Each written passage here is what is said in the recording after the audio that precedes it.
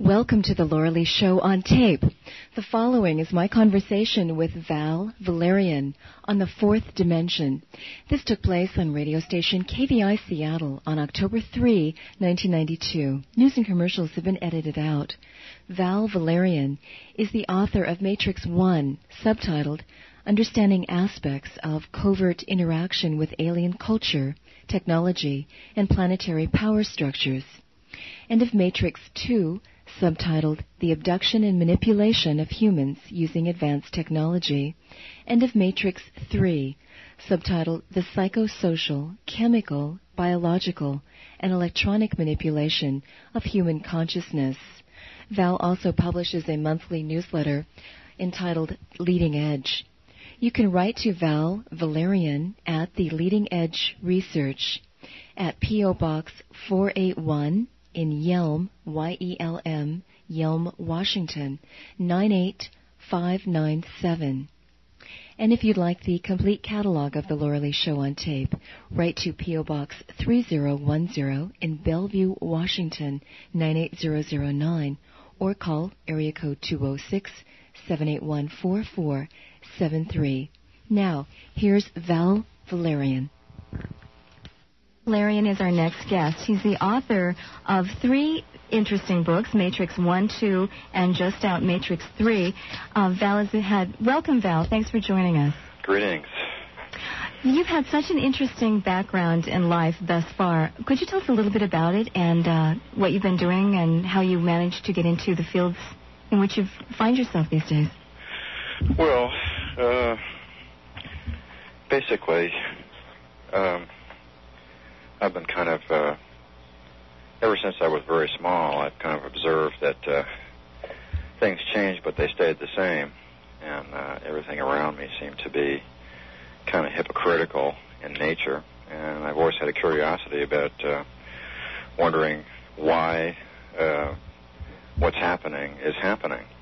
And I spent 18 months in Southeast Asia in 1970 as a combat photographer, and I saw a lot of interesting things over there. I saw some flying discs at rather close range with U.S. military getting out of them. I saw some really interesting devices in use over there. Such as? Besides disc with army men coming out? A device, I saw the Army using this device. It was kind of a small rectangular box, probably about a foot wide and about 3 feet long, and they set it down in this field, and this black opaque curtain about 500 feet long just rose, from the box and kind of obscured a complete area. It's like an electronic smoke screen or whatever it was. It was something I'd never seen before, and this was, back in 1970. And a lot of other strange stuff, went on over there. So this naturally piqued your curiosity. Well, yeah. And after a number of years, I ended up going down to Tampa, Florida, where I was in the Air Force. I was a civil engineering assistant, draftsman, surveyor, and site developer, and I went to England in 1980, and that was about the time the Bentwaters incident happened over there. Is that a UFO incident? Yeah, it's an incident that happened at the Bentwaters Air Force Base. It's the incident that basically got John Lear's attention when he ran into several people that were involved with that. And I spent 4 years over there, shuttling back and forth between England and Belgium. And in 1984, I found myself in Nevada, and things started coming to a head. So after about 3 years, I gathered all the most interesting material I could locate together, and I put it in a paper and brought it over to John's house, because at that time I was... John Lear? Yes, and I was the section director for MUFON at the time. And I said, here, take a look at this. And he thought it was pretty neat, and he sent out 10 copies, to some of the people that he knew. And I titled it The Krill Papers, and eventually Arcturus Book Service got a hold of a copy and called me up and said, well, this is pretty neat, why don't you clean it up? And so I did. I cleaned it up and got carried away, and I wrote a 381-page book, which was the first Matrix book. And why did you title it Matrix? What's the how are you using it? Matrix is kind of a multi-hierarchical network of events. The first Matrix was called Understanding Aspects of Covert Interaction with Alien Culture, Technology, and Planetary Power Structures. I guess after being in England for about 4 years, I believe in calling a rose as far as the title, and it seems like all my subtitles require extreme in-breath before pronouncing them. Well, you cover a lot of territory. Yeah. You take big bites to chew off, don't you? Yeah. So I began working with researchers worldwide after a while, and I kind of started a group called Nevada Aerial Research Group. And so this was like 1988 and 89 when I functioned as Nevada State Section Director for MUFON, and then after a while I realized that MUFON was kind of loaded with ex-government military people, and I ran into several cases where they deliberately obscured data and everything else. So that's enough of this. On the higher, middle, lower levels of MUFON, or on the higher levels of MUFON.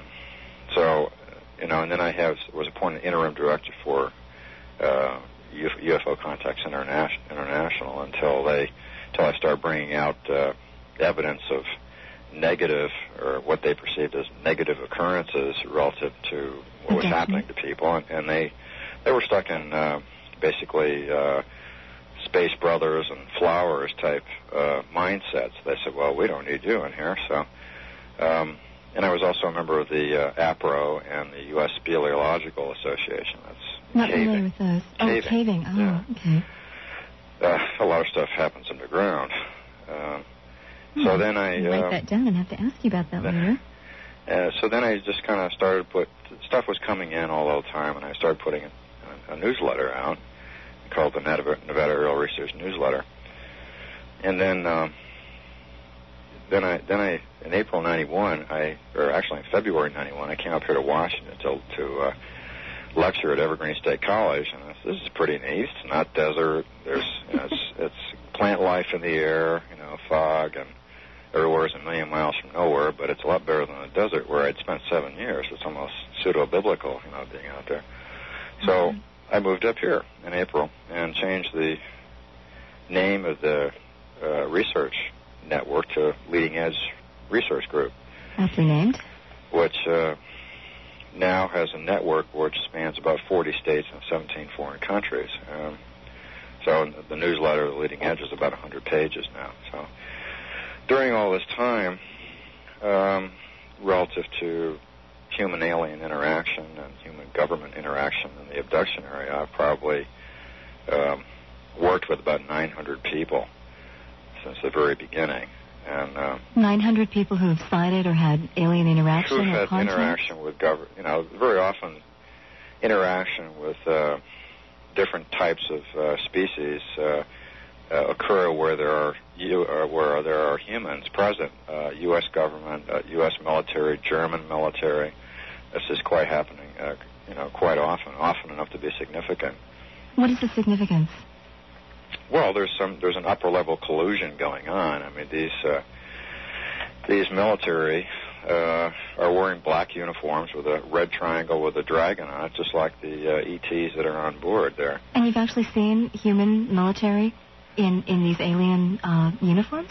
I've seen this kind of thing go on, but not on board the ship. I've seen things like people in mixed groups like that get out of ships from a distance of 300 or 400 feet. But this kind of theme is very consistent and running through a lot of people that I've worked with. So you've heard this story over and over again? Yeah. Okay. And so in 1989, and I knew a lot of people that were involved with this as well. So in 1989, I put Matrix 2 together, which was subtitled The Abduction and Manipulation of Humans Using Advanced Technology. And in 1990, that was released, and that was updated to 660 pages in 1991. It's probably the most detailed work ever published. It's the best book on the planet relative to that subject. Of alien abductions, right. Okay. And so in the intervening time, I sort of turned inward and discovered that, I was the greatest mystery of them all. Who am I? I mean, what am I doing here? And so on and so forth. And I locked into all that and went through a lot of training and different kinds of disciplines and remote viewing and a lot of other things. And finally, in preparation for election in Los Angeles, where I went down there and was a keynote speaker down at the UFO Expo West, in preparation for my lecture down there, I got carried away again and wrote a 913-page book. These are exponentially growing. It seems like that. Called Matrix 3, which is the psychosocial, chemical, biological, and electronic manipulation of human consciousness. So I guess since 1988, we've made, between the books and the leading edge, we've made probably about 4,000 pages of material available to researchers worldwide, which is more than anybody else has done that I know. And I've got a degree in civil engineering and psychology, and that's really it in a nutshell. But we get stuff in all the time, and I do a lot of out of the body travel and. Do you do that for the purpose of research? You're saying, oh, gee, what's going on in some of these mysterious places that I can't get to physically? I'll just go there out of body or do remote viewing. Is so for the purpose of research? Oh, yes. Okay, let's hear about that when we come back. We need to take a break, and when we come back, we'll continue our talk with Val Valerian and see what kinds of research he's done and get to some specifics on this. Can be some interesting hours spent here tonight. I wanted to have you tell us how you have used remote viewing and out-of-body experiences to do some research into your field. I've often been wondering why more people don't do that. I'm quite intrigued that you've been doing some of that. Well, you really have to use every method at your disposal, and all these different methods are easily verifiable relative to going someplace and then going there, getting back in a body and dragging the body over there and looking through your eyes and it's there and going through the whole 9 yards.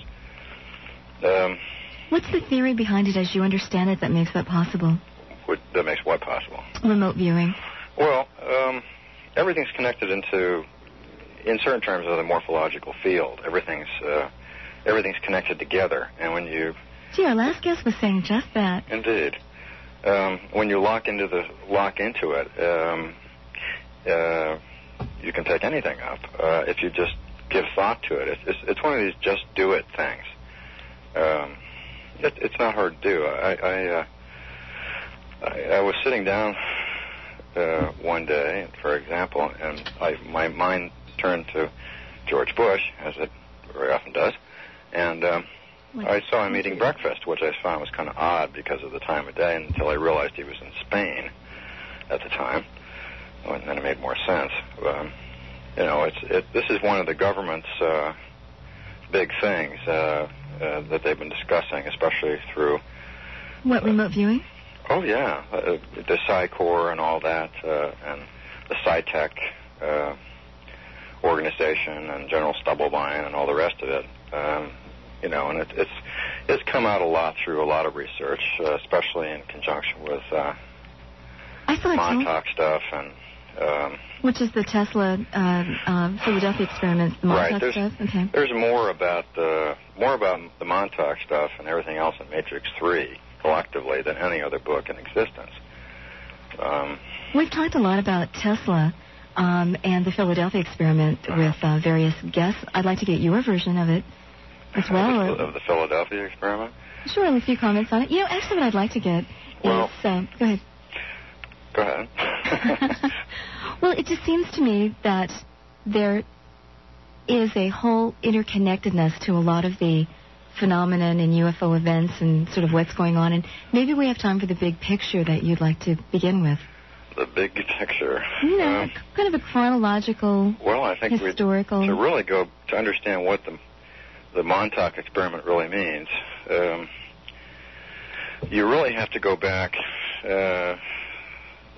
60,000 years and perhaps even 1 million years.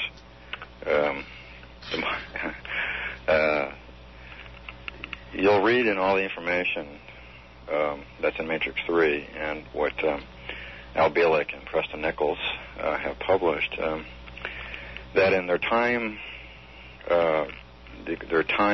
conversion equipment that they had in Arizona, the time machine that they have, and the other experiments they did out in Long Island, they couldn't look beyond 2012 AD, and they couldn't look beyond 1 million years ago. And they thought, well, it's a closed loop. Well, it is in a certain sense, but there's a lot behind that why they can't do that, that they have never brought out, and that I know Drumbelo's talked to Preston about it, and it just doesn't seem to sink in. Drumbelo's been on this show, too. Yes, he's quite a nice gentleman. But it has to do with something called the Merkabah, and it has to do with Mars, and it has to do with Atlantis, which seems like kind of far-fetched connections with the Montauk experiment, and it has to do with grays. All those wonderful taboo topics. Yes, indeed. So it's quite complicated. Basically, you could define the Merkabah as a living field, okay, generated from a living being, from a body using emotion and love. And it involves spinning. Sort of a manifestation of the implicate order. Yes, okay. exactly. And it involves taking the tetrahedral fields around the body, one of which is phase locked to the physical, and spinning them. And what this creates is a disc-shaped field that goes out about 55 feet around the body.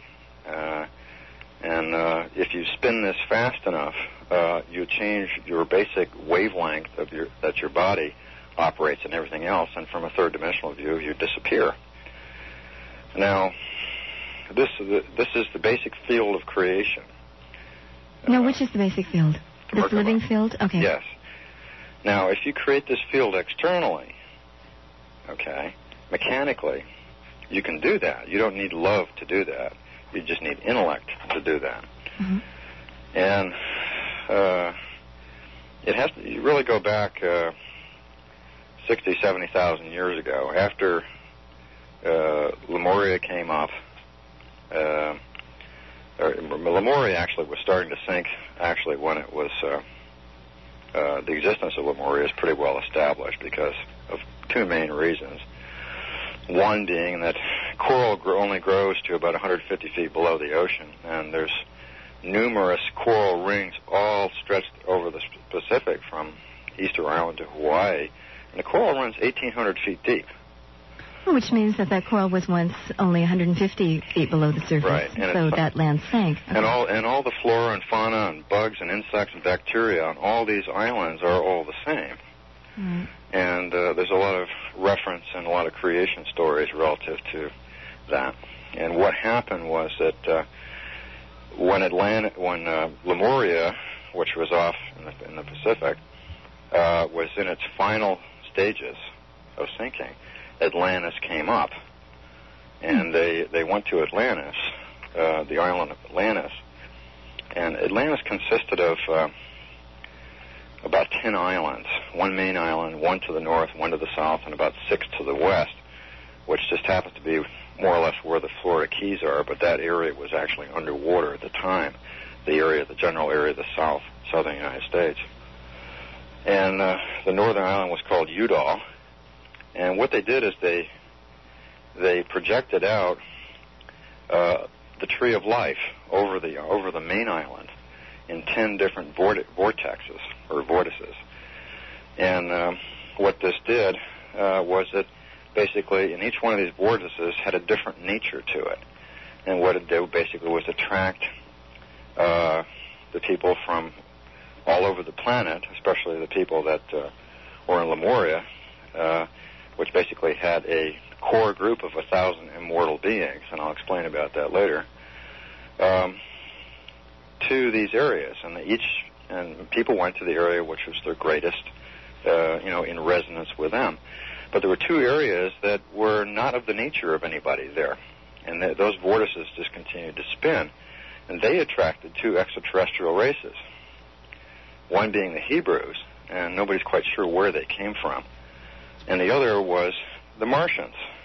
So these Hebrews are relating to the Hebrews that we know from... Yes. Okay. And another race was a race from Mars, which was very, very old. And which left behind Hoagland's face on Mars and all that. Yes, and the mathematical layout of the Cydonia complex is according to the Fibonacci spiral. Fibonacci spiral? Yeah, and the mathematical layout describes exactly how they created the Merkabah. They created it using that facility. So what happened was, at that particular point in time, we have to go back 1 million years ago, when Mars was more or less like Earth, and they were a left-brained, male-oriented planet, always warring with each other.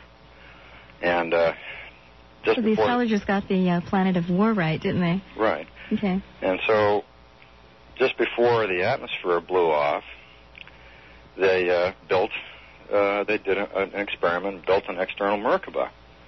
Now, this has been referred to by some sources as the Lucifer Rebellion because it involves externalization of the Merkabah. Mm-hmm. And so they built a time-space vehicle and got in it. And here they went along through time and space, and they looked ahead in the future, and there was this vortex. So they went into it. So they traveled through time and space and went into this vortex. Now, at the time, the people on Earth at that point, which consisted of some alien entities, very tall ones. They had 46 plus 2 chromosomes. Humans have 44 plus 2. Oh, and these are the skeletons of 7 and 8 and such we're people that we taught. 12 to 14 feet. Uh-huh, okay. So. And these aliens were independent from the other groups. Okay. And so the consciousness at that time was equivalent to a 12-year-old girl, because the planetary consciousness was female, right-brained, very intuitive, very psychic. The Martian equivalent was male-oriented, left-brained, and equivalent to a 65-year-old man. And in essence, they raped us. They said, you're ours. But there weren't enough of them. There were only 1,000, 1,200 of them. Of who? Of the race that came from Mars. Mm-hmm. So they basically said, well, we'll try your feminine way. And they did for about 50,000 years. And during this time, we have to look at there's what's called the precession of the equinox. Mm-hmm. Every 26,000 years, there's a shift in consciousness and a corresponding planetary axis shift. They're always synonymous. Every time there's a shift in consciousness, there's a shift in the axis. And we're talking about a pole shift? Yes. Okay. And there was a small shift at that particular time. In fact, it's about 1/26,000 cycle back. And a piece of Atlantis fell off, and it just happened to be the part where the Martians were. They were kind of aggravated about that. And later on, and so there was kind of a general fear that went around Atlantis for a couple hundred years because they remembered what went on with Lemuria. Thinking. Yeah. Okay. And so they were worried about, maybe something would happen there, because the reason why they were worried about it is because of the influence of the race from Mars. They were becoming more logical, more left-brained, and were losing their psychic intuitive abilities. And then why? Later, because of the influence of the Martian race. Oh, okay. And so later on, I got to look up something here. So many years later, about 16,000 years ago, an asteroid hit the Earth just about where Charleston, South Carolina is. And this can be backed up by any kind of geological records that you want to look at. Oh, sure. I'm reading about all the different craters left behind by various asteroids that they're finding. This covered 4 states. The equipment, of course, that was underwater at the time. And they saw this coming because they were a very advanced society by this time. So they could peer into the future. Right. They were more advanced than this civilization is now. And the race from Mars, that aspect of it, wanted to blow it out of the sky. You notice the parallel to what's going on now with all this asteroid stuff. Mm-hmm. People want to join AA, Atlantean Amnesiacs or something. But they wanted to blow it out of the sky, and the feminine half won over, and they had kind of a Dallas philosophy, of let it happen, And so it did, and a big chunk of Atlantis fell into the sea, and just about the whole area where the Martians occupied. And so what they did is they basically said, this is enough. We're not going to listen to you anymore. We're going to do our own thing. And they began to create another Merkabah experiment.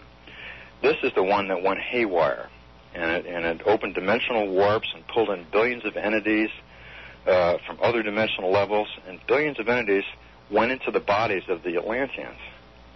And they're still here. In fact, I was talking to a researcher not too long ago, in fact, in February, by the name of David Herman, who had been doing some interesting research which parallels this.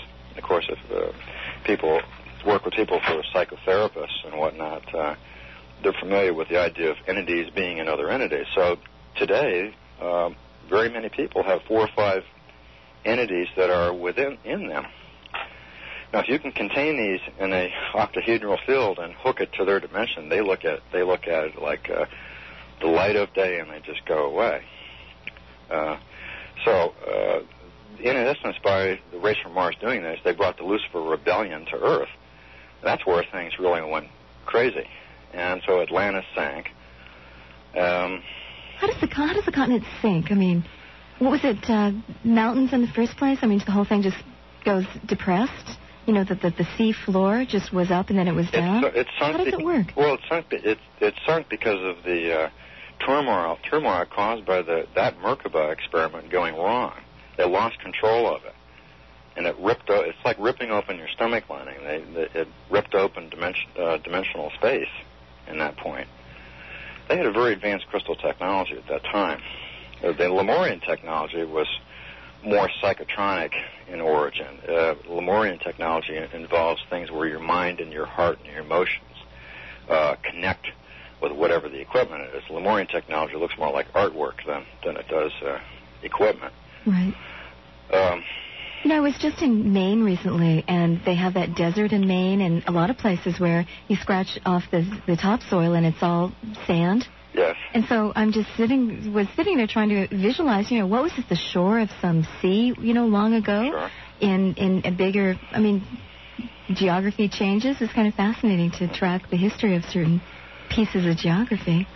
So the Greys got involved in this somehow, and everybody's sort of aware of the experiment that was done in 1943 and 1983, and they're separated by multiples of 20-year cycles, which is the basic cycle of the Earth. And you'll notice that also falls on 2012.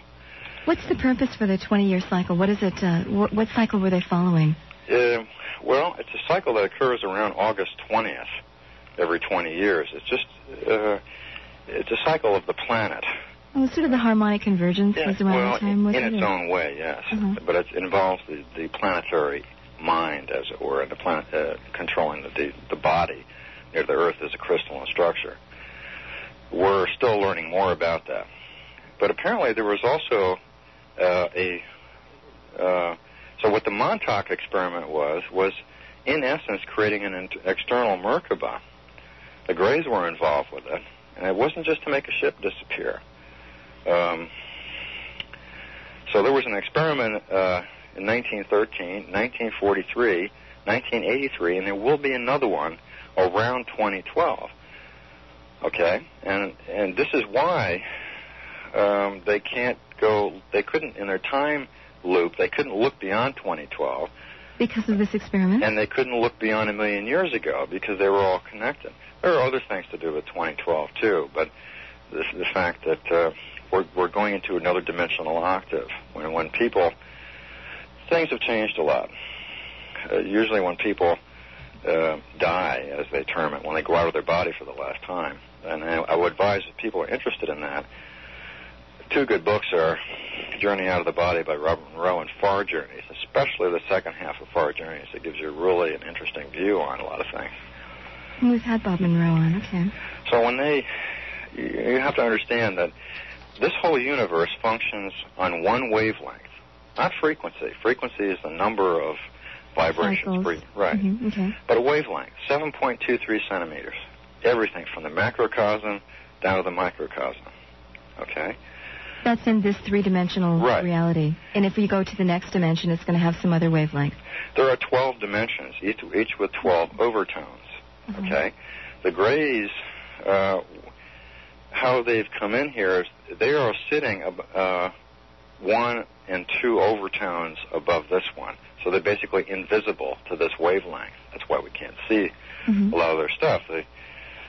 The skies are crowded 1 and 2 overtones above this one. When as I was saying, when people die normally, they go out of their body, they go to about the 4th dimension, between the 3rd and the 6th overtone, and recycle back. Well, that's all over. What do you mean that's all over? Well, because we are approaching the 26,000-year point in the precession. And there's a major octave change here. Everybody is going. There's no more of this recycling stuff going to happen. As I was explaining to people before, and within about 10 years or so, 10 or 12 years, most people who are relatively calm and centered will be sitting on some grassy knoll someplace eating an orange they just thought of. So, I mean, so we're taking a major leap in consciousness. Yes. So people talk about ascension and resurrection and all this other kind of stuff. They're sort of getting an intuitive message on this? I think so. Ascension basically is going through this dimensional shift and going through it in your body with your eyes open, essentially, fully conscious. And resurrection is, the body dies, you go out of it and you go there anyway. Or you fall asleep. You're going to get there anyway, but it depends on your state, because if you're really a fear-bound individual in the first place, and you go to a situation which will be about the 4th dimension between the 10th and 12th overtones, where what you think you get, and you're a very chaotic individual, well, you're going to have fear, and then you're going to think of something, and you're going to look at it, and you say, well, if I had a gun, and you notice a gun there, and you go, in other words, the people will get there, but they won't necessarily stay there. They'll resonate to another wavelength. But this... Oh, and settle out to a place of comfort, right, that resonates with wherever you're... Right, so the chaff will weed themselves out, as it were, in that way. Now, there are many different dimensions that, as you know, that coexist simultaneously, but they're on different wavelengths. So there is a 4th dimensional Earth coexisting here at this same time, and it's already there, and it's beautiful. I've been there. How did you go there? Well, that's kind of a long story. Do you want to finish this one first, and then you can tell us that one? It basically involves spinning your fields and going there, and I've seen it on out of the body things too, and it's basically the same as here, but it's the colors are a lot more vibrant, but it takes about 2 years to get used to the idea that what you think kind of comes into being. And it takes a couple of years to get used to that, but I think people will generally be pleased.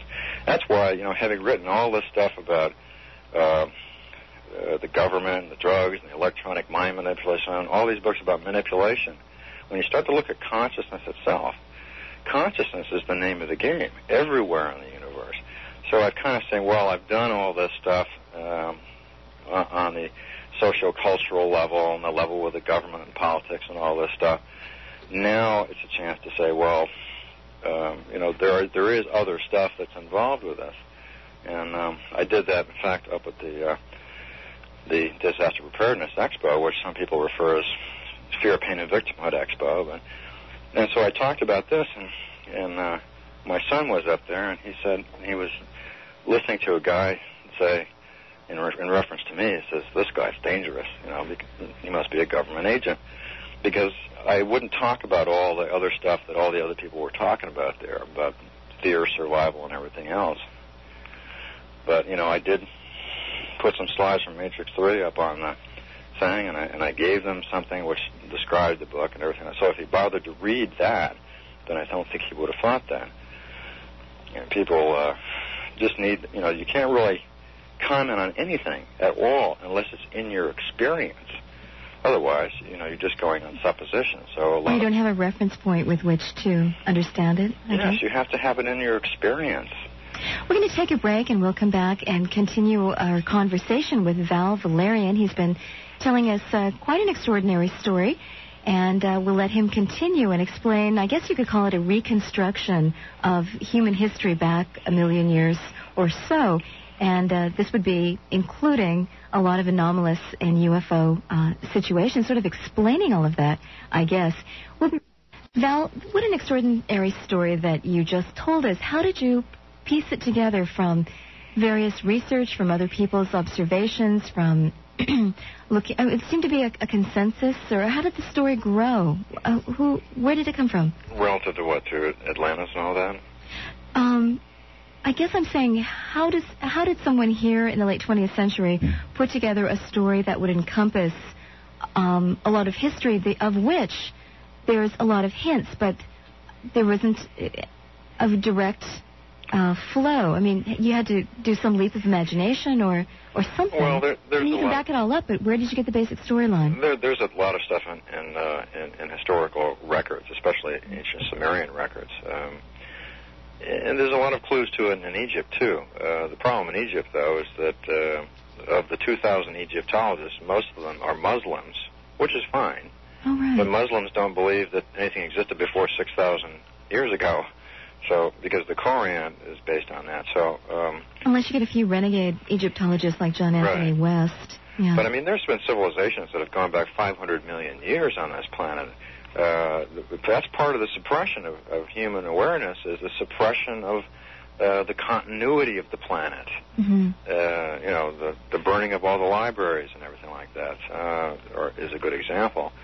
But they don't want people to know what has happened. There's a lot of lessons to be learned in wisdom and understanding about this whole planet. We go back 500 million years. I saw an In Search Of episode where they talked about a geo that someone found. They sliced it open, and there was a hexagonal ceramic... Plug, Pardon? A spark plug, essentially, yeah. Yeah, and they took an X-ray of it, and there was this whole device, embedded in this 50-million-year-old rock. Well, how does this come to be, you could ask? You know who does some really good books is David Childress. Mm-hmm. His Lost Cities series, and very good books. And he has a pretty good grasp on things, but not a complete grasp on some things. He looks at for instance, on one of his books, he has a picture of Queen Nefertiti, and of course, they're all shown with this long, tall hat on, or headpiece on. Right. That's because they had an elongated skull. They were Syrians. No, this is Nefertiti married to Akhenaten, who is depicted in pictures. They were 12 to 14 feet tall. They had 46 plus 2 chromosomes. They were Syrians. There are several races from the Syrian system. Well, could someone go back and take a mummy that was this tall? I mean, maybe most of the pharaohs in that era were mummified, and look at the genetic material, and would you find 46 plus 6 chromosomes? 46 plus 2, yes. Plus 2, okay. Yeah, there's 42 plus 2 chromosomes do exist here. They're mainly found in some African tribes, and some are aborigines. They've already been checked. We're 44? 44 is most people, and 46 plus 2 is the unity Christ consciousness mode, as it were. And there is a morphological grid for each one of these chromosomes. There's a morphological grid for every species on this planet of everything. It extends from about 60 feet under the ground to about 60 miles out. And there's 3 grids which suit that DNA structure. And the 46 plus 2 grid was necessary to be established for everybody on the planet to go into Christ consciousness. And that's another thing. But with each particular chromosomal layout, there's also a height variation as well. There's a height So the more chromosomes, the taller you are, basically. Well, yes. Specifically, when you're 42 plus 2, the height range is 3.5 to 4.5 feet high. Now, that would be the grays, then. Possibly. Of course, that hasn't been checked, but they were originally looked more humanoid than they do. But, of course, the Greys are very left-brained and totally logical. That's why they've been doing all the mutilations all this time and pulling the sexual organs out of cows and all this other thing and mutilating humans and other animals that... Using cows for genetic material? Well, some of them do, but primarily they understand the idea of love logically because they're left-brained. Okay, so they're trying to analyze... They just have trouble experiencing it. Right, they're trying to analyze the idea of sexual energy and the idea of love, but they're trying to do it logically. They don't have an emotional complex. They're a left-brained species. They're trying to breed that into themselves? So they already have. They've had a crossbreeding thing, and it is successful because there is another species, the Ascension, which have traveled through time, and they are a result of blending with human species. They can't make this jump into the fourth dimension. They can't make this leap that we are all going to make.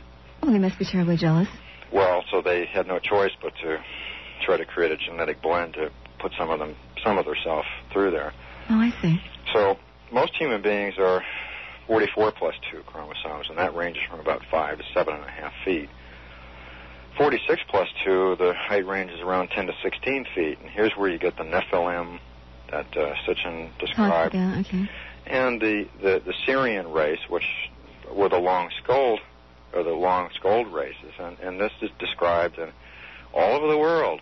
Everywhere in the world you have depictions and stories and statues of giants and little people, everywhere. And so you also have the Hathor species from Venus, but they don't occupy the third dimension, which is why they aren't detected. There's a lot of simultaneous dimensions going on here. So I mean, you can't, if you use an empirical reductionist technological situation, you're not going to be able to detect that. If you use three-dimensional lenses to view the world strictly, then you're going to miss a lot. The most advanced species have no external technology. It's all internal technology. Well, if they have their consciousness developed to the point, to its utmost, you would think they wouldn't really need technology consciousness to function for them. Because they can create anything they wish. Yeah. Actually, we have a phone call from Scott in Valerian, and if you have any other phone calls, questions you'd like to pose or comments you'd like to make, 421-5757 is the number. In King County, in Pierce County, that number is 751-5757. In Snohomish County, 348-5757, star KVI for Cellular One phone. Scott in Burien, hi, thanks for joining us on 570 KVI. You're talking with Val Valerian. Yeah, thank you, Laura Lee. Sure. You touched on part of the question I was going to ask. I wanted to know where some of the ancient cultures, mainly the Egyptians, the Mayans, and the Essene fit into this picture. Also, I heard him, right now I'm studying ceremonial magic, and it's very deep into the Kabbalah, and I heard him talking about the Tree of Life, and I was wondering if he could expand on a lot of that. There are several distinct possibilities relative to the Mayans and all that, but what we've been able to work out is and the Egyptians, is they all originally migrated from Atlantis when it began to sink. And basically there were this core, there still was a core of a number of immortal beings. Now, immortality doesn't mean existence in a body forever. That's a trap. What it means is continuity in consciousness and memory. If you are in Christ consciousness, or in unity consciousness, perhaps is a better word, you can do anything. You can choose when you're going to leave the body. So there was basically, the Egyptian, the Mayan culture and the Egyptian culture were both set up by Thoth, who was one of those immortal beings. In other words, he physically could not go out of the body or die from a third-dimensional viewpoint unless he wanted to. And so he really ran Atlantis for some 16,000 years. And he was all over the place. There's another aspect that has been mentioned relative to the Mayans, and that's what Jose Arguilla mentions, and not in the Mayan factor, but in his book, Surfers of the Zavoya. Oh, I enjoyed that book. That he mentions the Maya as being a planet, and that's kind of interesting. We're trying to track that down. But that's basically what that's... So the planet in the Pleiades involved constellation? Yeah. Now, the Tree of Life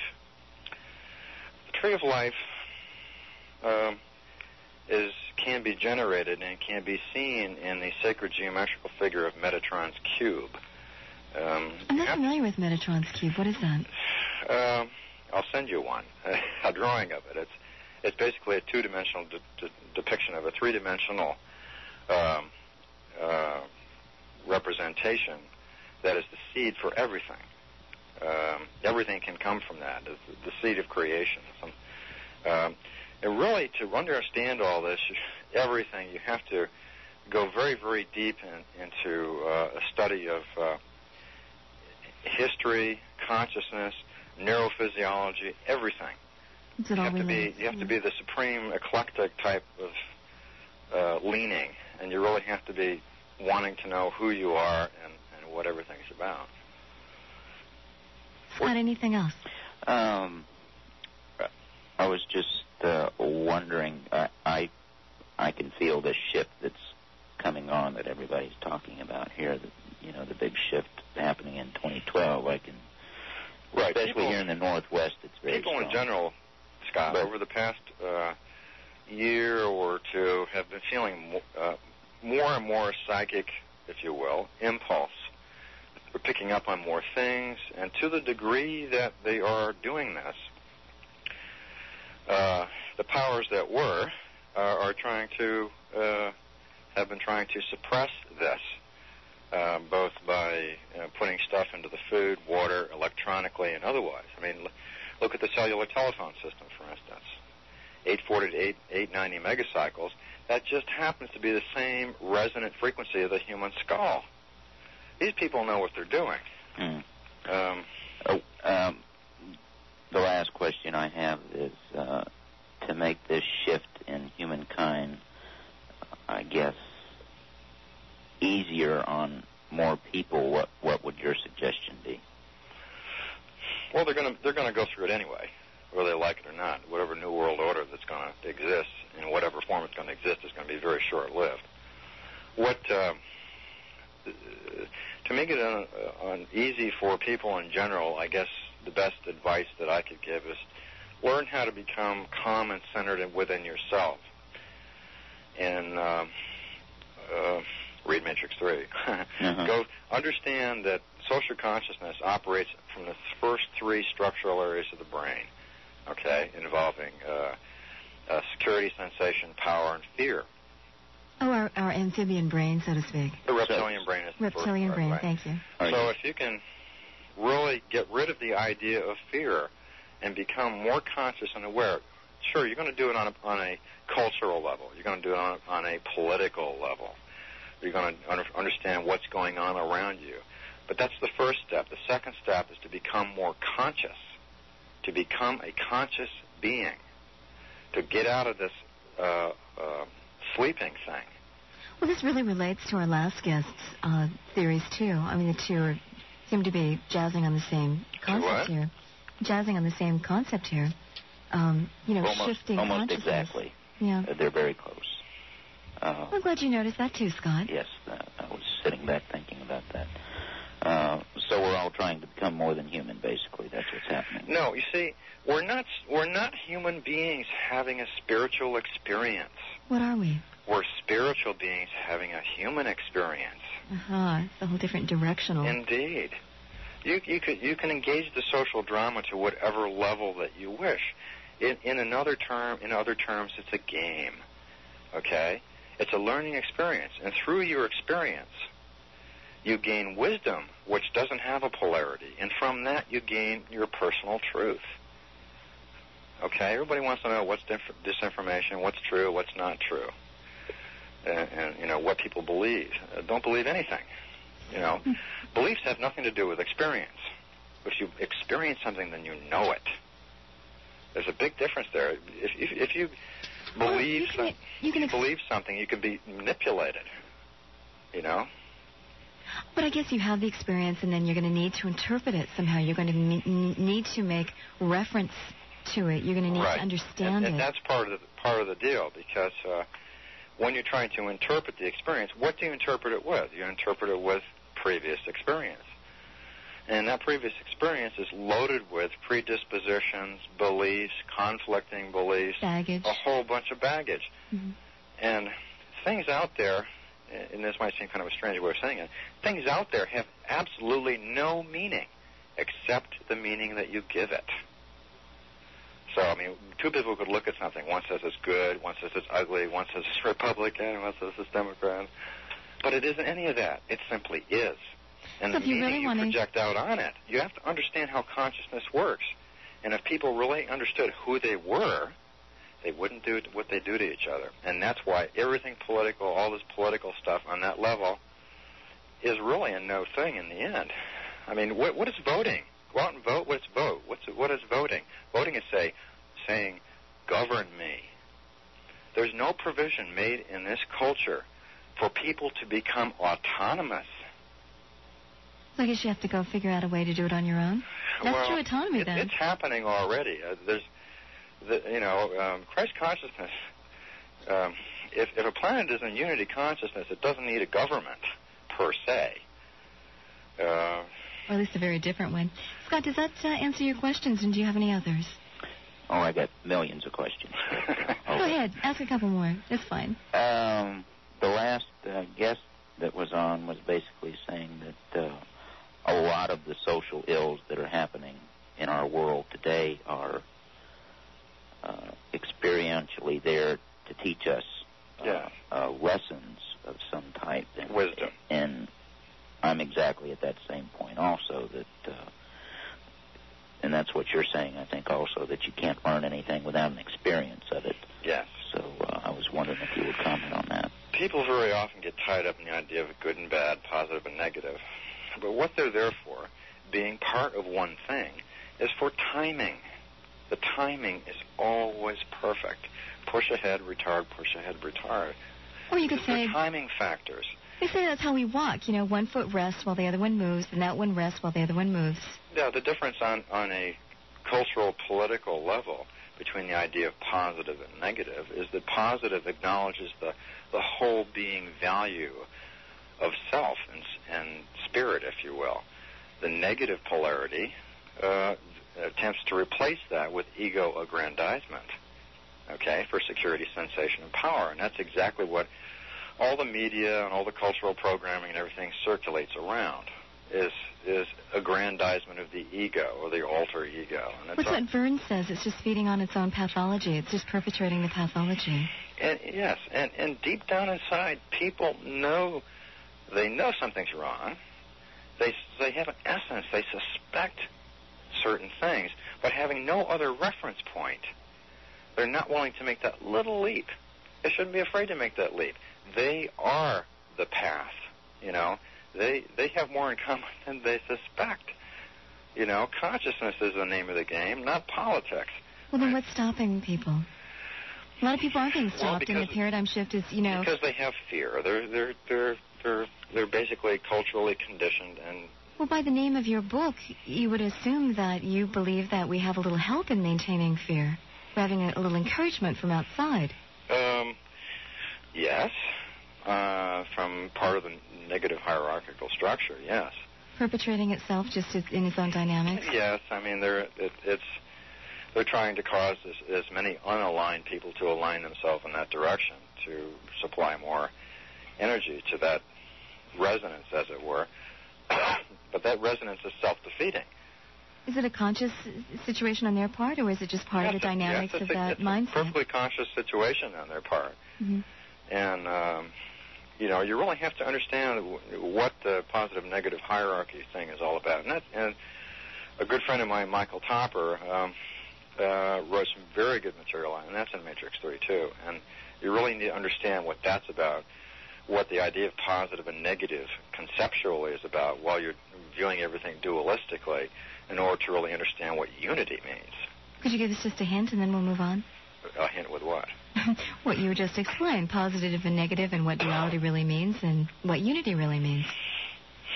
Well, positive and negative are actually a part of one thing. Right, two sides of the same coin, yes, sort of essentially. idea. Okay. I mean, if it's like the only way, like I said, if people only know who they were, they wouldn't do what they do to each other. The only way the consciousness of all that is, everywhere, if you would call that the creator, can maximize and differentiate the number of probable ways to evolve itself is to manifest itself from as many points as possible simultaneously. Sure, if it's omnipotent and omnipresent, then that's easy for it to do, right?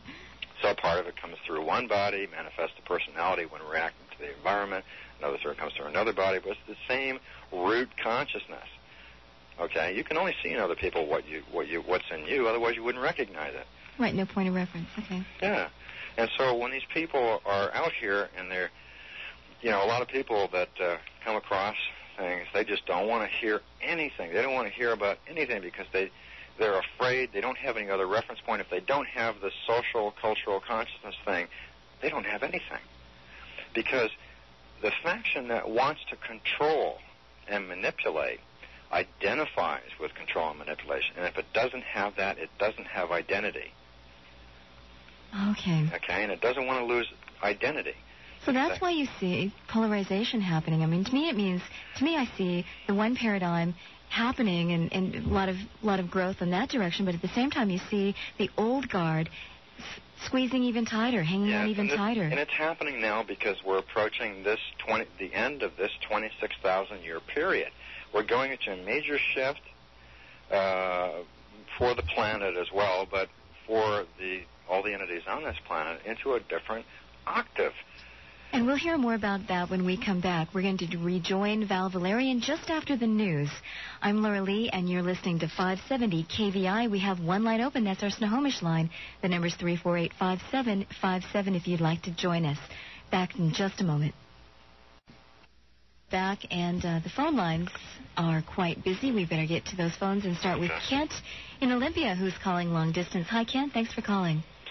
Hi, Val. I was listening to you, and is your Matrix series based on the psychic material worlds or the illusionary worlds? And does it, or have you done any research or composed any thoughts on paper about what I would call soul level and above? The answer to your first question is no. As any kind of totality, and the second question, yes. And I was just about to get into that, actually. See what synchronicity happens in the show. Pardon me? You picked that up.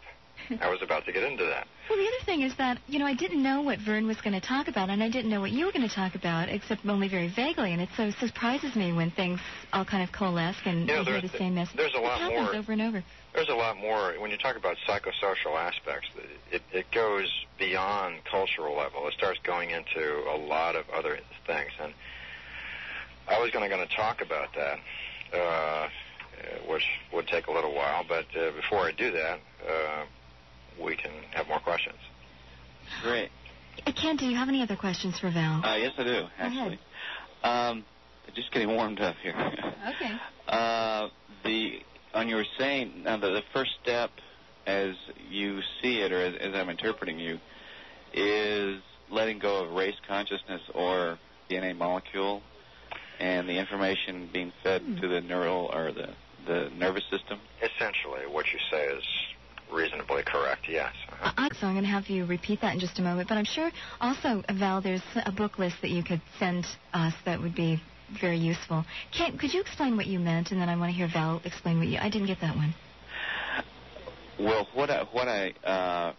there's a part of the book in the Keys of Enoch that to me I interpreted as... Because for me, everything that happens outwardly is just a mirror. As Val was mentioning earlier, our technology, right, and people and the races that do left brain work. To me, it's a mirror of what we can do within ourselves without the technology. However, technology is the first stepping stone to realizing that through the mirrors, and also that as the involutionary process coincides with the evolutionary process, our internal RNA, DNA molecules shed old ideas, as it were, and this in turn releases new information on how to actually raise our vibration. Well, that's how I understand it at this point, and I really... So it can change the miasms around it, kind of the energetic message around it, you mean?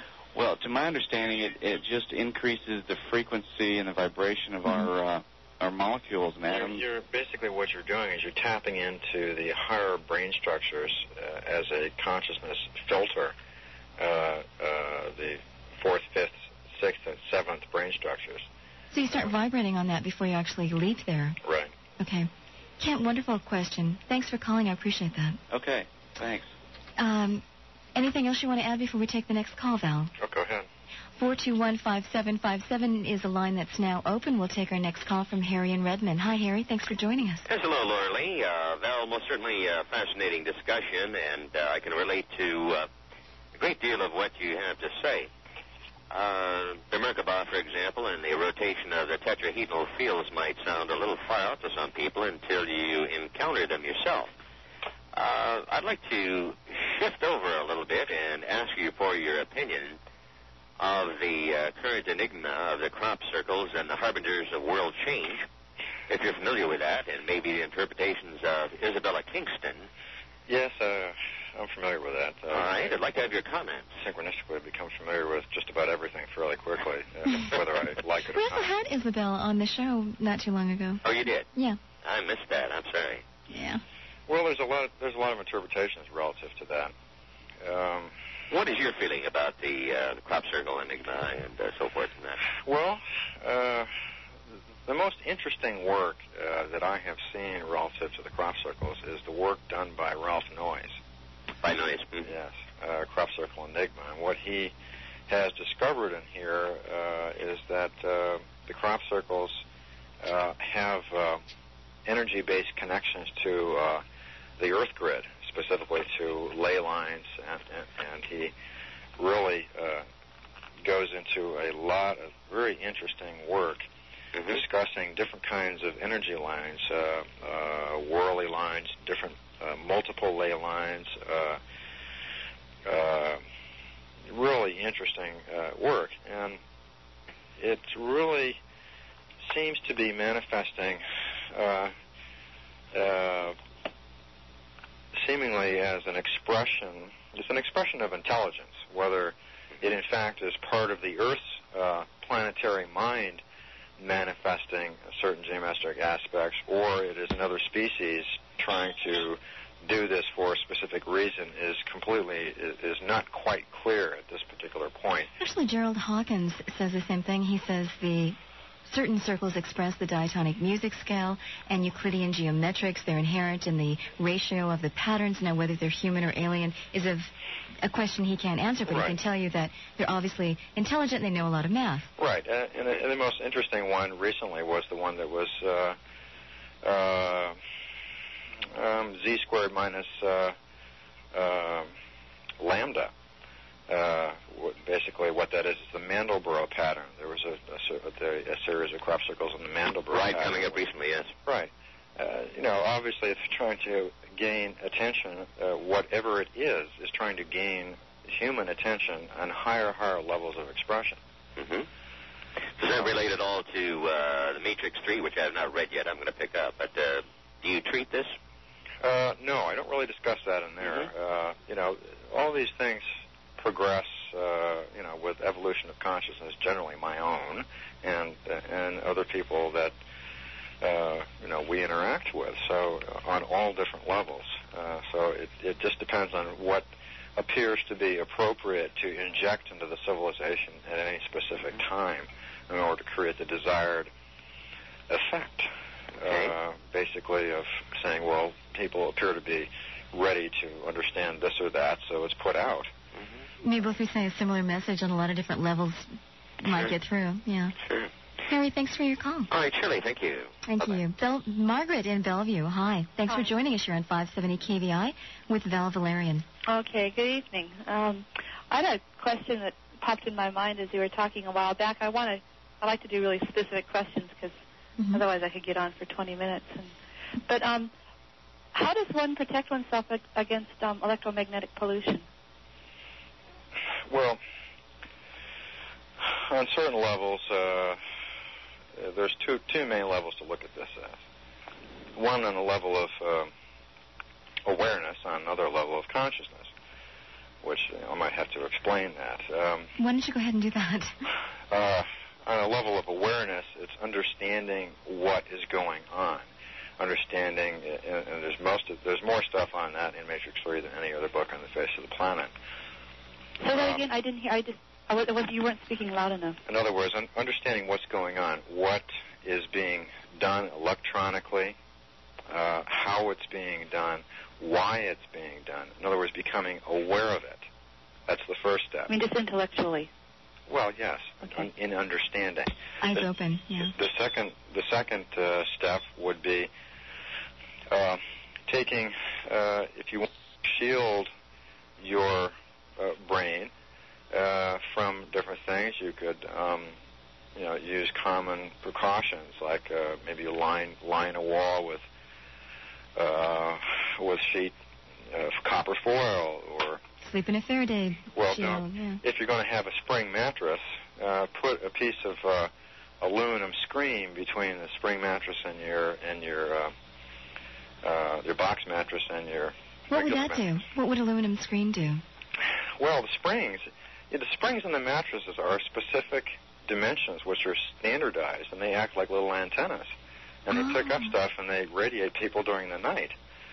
They're gauged to be specific dimensions. So you're probably in resonance with everyone else that has the same sort of spring magnets.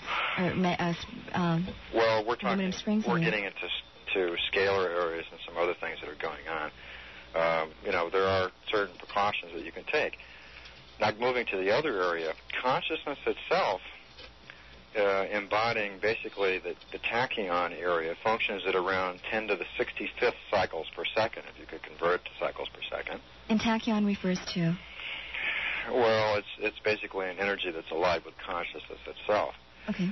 So a lot of these effects that they're doing electronically depend on hyperspatial fields. In other words, fields that are 90 degrees rotated from the electromagnetic field.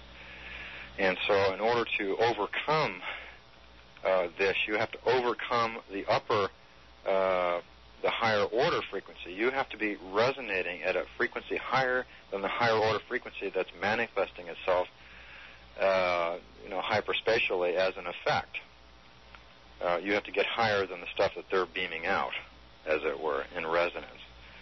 Oh, I see. So then you're not affected because you're on a different frequency. Right, and you're becoming aware of yourself. You're becoming aware, gee, did that thought come into my head? That doesn't belong there, because you know yourself.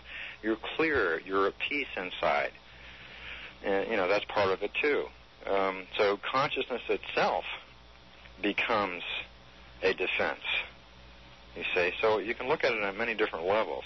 It's fairly well explained in the book, but, we're always endeavoring to explain things in various ways to make it well understood. So they're not capable of mechanically or whatever they're using, creating this dissonance at these higher frequencies? Who's not? They're not capable of what now? Well, my understanding of what you're saying is that there's a conscious and deliberate attempt to to weaken us by creating this electromagnetic pollution, Yes, but that's one aspect of it in the environment. The other aspect is direct, purposeful irradiation of the populace on certain frequencies to manifest physiologically through the different fields surrounding to the body. I can feel that real strongly. The fields surrounding the body, variations and impacts on those fields manifest themselves after a certain period of time physiologically. And they know how to do this. Yeah, every auric band around, if you look at that particular envelope and that particular geometry, every band has an access frequency, okay? And they can entrain stuff in resonance on that frequency and affect the body on a cellular resonance level. What's an example of a manifestation that happens from that certain resonant level that's being engineered? I get the cold. I get cold. Weakening of the immune system is one. Okay. Suppression of psychic ability is another. They don't want people to evolve. They want to maintain control. That's the way that they have basically an Orion-based mentality when it comes to this. So this is not the only planet that's ever had trains, boats, planes, flying saucers, and people in black suits with fedoras. This is not the only place that's ever had that. This basic structure of this culture is not from here. That's why it seems so unnatural in very many basic aspects to it. I mean, they replace money is tied into the survival mode, tied into the survival-based areas of the brain, and they've really got everybody on a hook here. So in a sense, when you hear people like Peter Russell who say, look at the way that cities manifest and grow, it looks exactly like a cancer cell. Quite literally, you're saying it's like the Earth caught a virus and it's starting to take over, or it took over. Well, again, and reproduced itself. I mean, you could say metaphorically, in a sense. The situation, it might seem sort of anthropomorphic. In other words, looking at everything from a human point of view, what I'm going to say here. But what's going on here on this planet now is something that's never gone on anywhere else. And that's why it's attracting so much attention from everyone. Because there's a resolution of polarities that is coming to the fore right now that has to be resolved before this octave leap. And there are a lot of species here that are involved with it on one level or another that are here to do that as well. So that it's a precedental situation here on many different levels. And if you just look at everything from a get up and go to work social consciousness mentality, you'll never understand it. You have to get more conscious as a collective civilization in the mass consciousness, and that's basically the reason why we and many others have been injecting these understandings out there. So people who are predisposed, and they're becoming more predisposed as more people are becoming predisposed because of the morphogenic field, they'll pick up on this. Margaret, anything else you want to ask? Well, I want to follow up again. I didn't quite understand. Now, he said that the radiation that's being directed at us is designed to keep us down, so to speak. Docile. And you say the way to protect ourselves from it is to rise up above it. But I thought the whole point of irradiating us is to keep us from rising above us. So how do you get out of the catch-22? How do we protect ourselves when we're still here? Well, it depends on. Well, you can engage it on a mass-to-mass level by interposing different substances between you and it, as I mentioned before. Okay. But if you align yourself and work on you, who you are, and start raising your consciousness, start activating those higher brain centers, then it will have less and less effect because you'll become more aware of what it's doing physiologically and otherwise. Okay, that's in your Matrix 3 book? Pardon? That's in your Matrix 3 book? Yes. Are you talking about that? Uh-huh. Okay. Well, something it needs like to be talked about more, but I mean, it's basically there, yes. So something as simple as Hatha Yoga could, I mean, its purpose, one of the purposes, besides sort of giving you a chiropractic adjustment yourself, is, to start aligning those higher centers, right? So, I mean, historically, there's a lot of systems and methods and tools to use. Would you say, Val? Yes, definitely. Okay. Margaret, thanks for the call. Appreciate it. Todd in Tacoma. Hi, thanks for joining us. You're on 570 KVI. Hi, how are you? Good. I have a question that you talked about something probably about an hour ago, experimenting with livestock, sexual organs. Yes. And I was under the impression, I'd heard a while back, that the Atlanteans used to breed in seasons, just like animals come into season. And I was wondering if you might be able to elaborate on that, or if you've heard of that. Well, this goes back a lot farther than that. It goes back to about 200,000 years ago. Okay. And even goes back, actually, well, primarily later than that, back in Lemurian times. There was a lot of. Don't forget, there were humans who were basically bred 200,000 years ago, and they were used partially to work the gold mines. Okay, now that's coming from Sitchin, right? Right. Okay. And other sources. The gold was primarily used by the species that comes around that Sitchin mentions every 3,500 years. On the planet Huron? The Marduk. Oh, okay. Because they have had a problem with their atmosphere. And a molecular gold suspension was the way in the atmosphere was a way to fix that. And so they needed to mine a lot of gold. Gold is, depending on whatever isotope you use, is a valuable substance all over the universe because of its characteristics. And so humans were also used in a place called Eden, which is E.DIN, which was actually in southern Iraq at the time, but at that time it was more like a jungle-type atmosphere. And what this thing was that the tree of good and evil is that humans learned how to sexually reproduce, and they didn't want humans to do that because they wanted to continue the creation. They wanted to continue to essentially breed humans out of the laboratory. And moving ahead to Lemuria, they did a lot of skeletal and cranial work on humans at that particular time. And there's been a lot of activity with humans and other species, again, later on in Atlantis. As genetic work, once you start learning about all this stuff, the temptation to go and go throw together anything you wish to do. I mean, it's not really a bad thing to do. It's part of the wisdom behind the efforts of creation as you start to gain consciousness, that you create in different ways, and it's part of the wisdom in there. It's not necessarily a negative thing, but there's a lot of wisdom to how and what you do and when you do it that is constantly being learned. And just like with this thing with the asteroids, where they're talking about asteroids coming and we're going to shoot them down with SDI or whatever, that's an Atlantean remnant coming up. And so is the genetic stuff that's going on now. It's a repeat. So here we are back in the same ball game. Maybe we'll get it right this time. Well, it's going to get itself right for us. You see, it's kind of working itself out. So if that's inevitable that we're going to get it right this time, then your motivation for getting your consciousness more aligned with this universal intelligent implicate order would be, at least you're going to have an easier ride and an easier go of it while it's happening. Yeah. And probably contribute to the ease of the next person as well. Yes. Okay.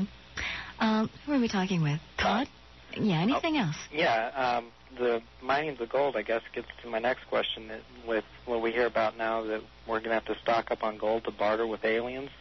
Is there any truth to that, or could you elaborate? Where did you hear that? Truth is somewhat relative, but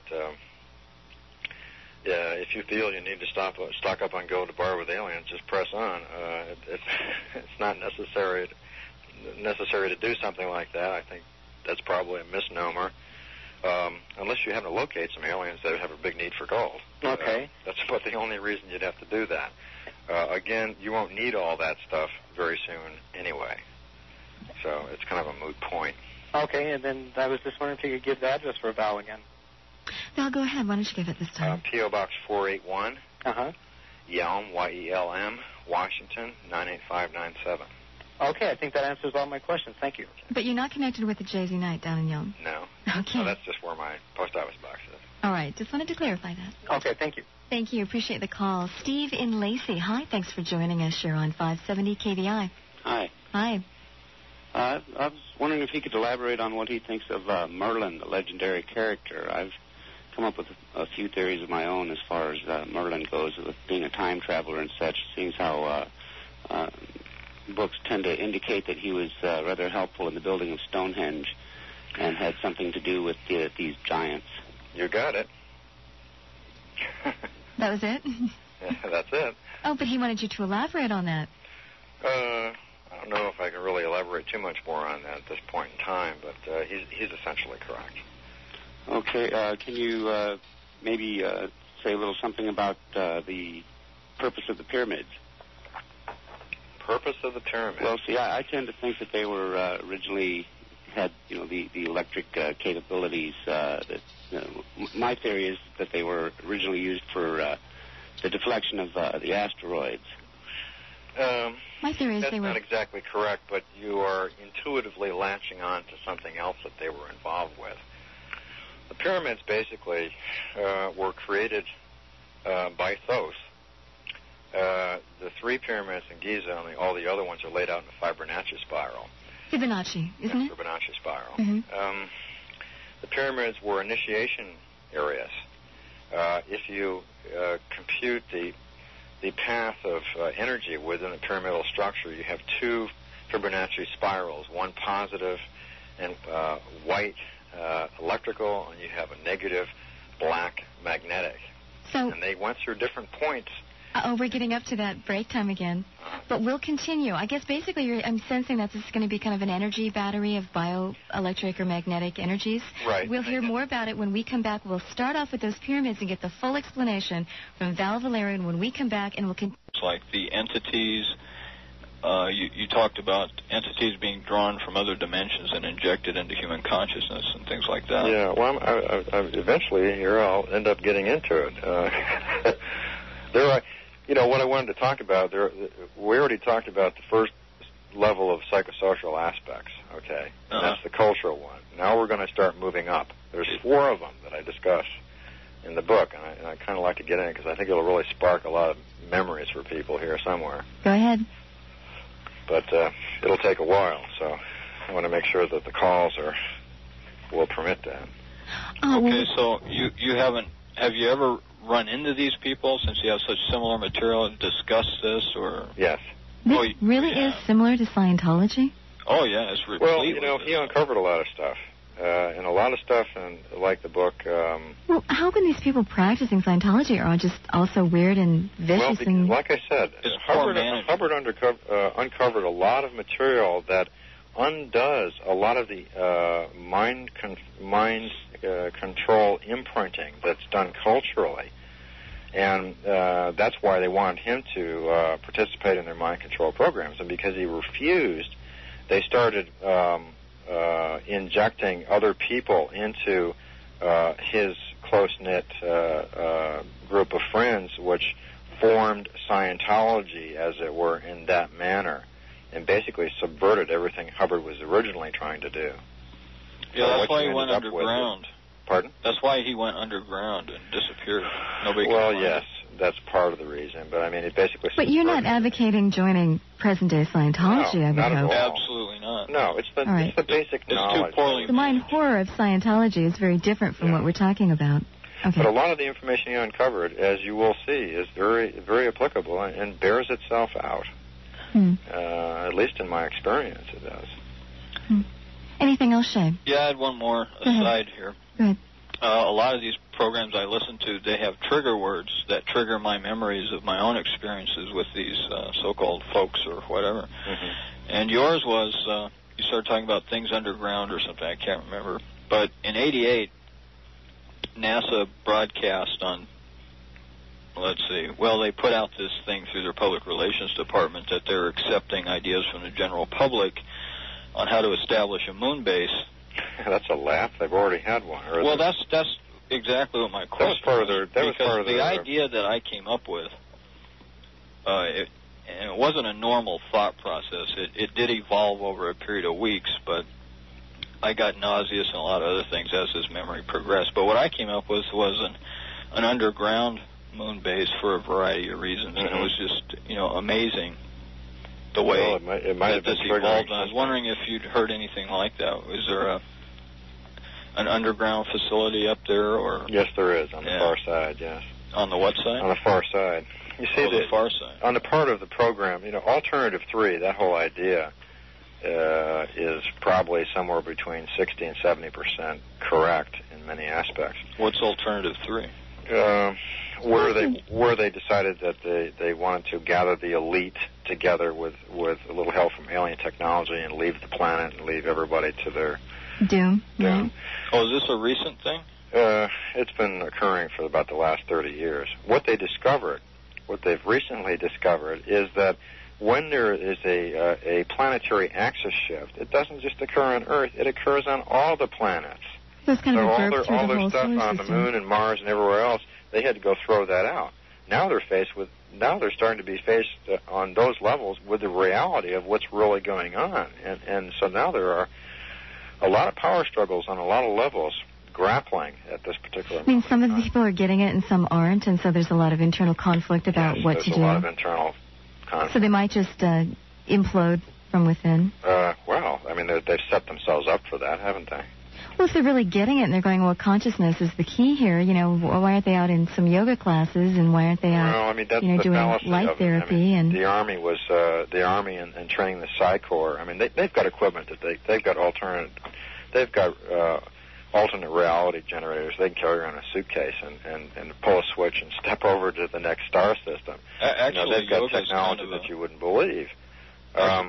But they were training the Psi Corps to go and do a lot of different things for military purposes, and they discovered that, the more conscious these people came, the less they wanted to do all the nasty, dirty work.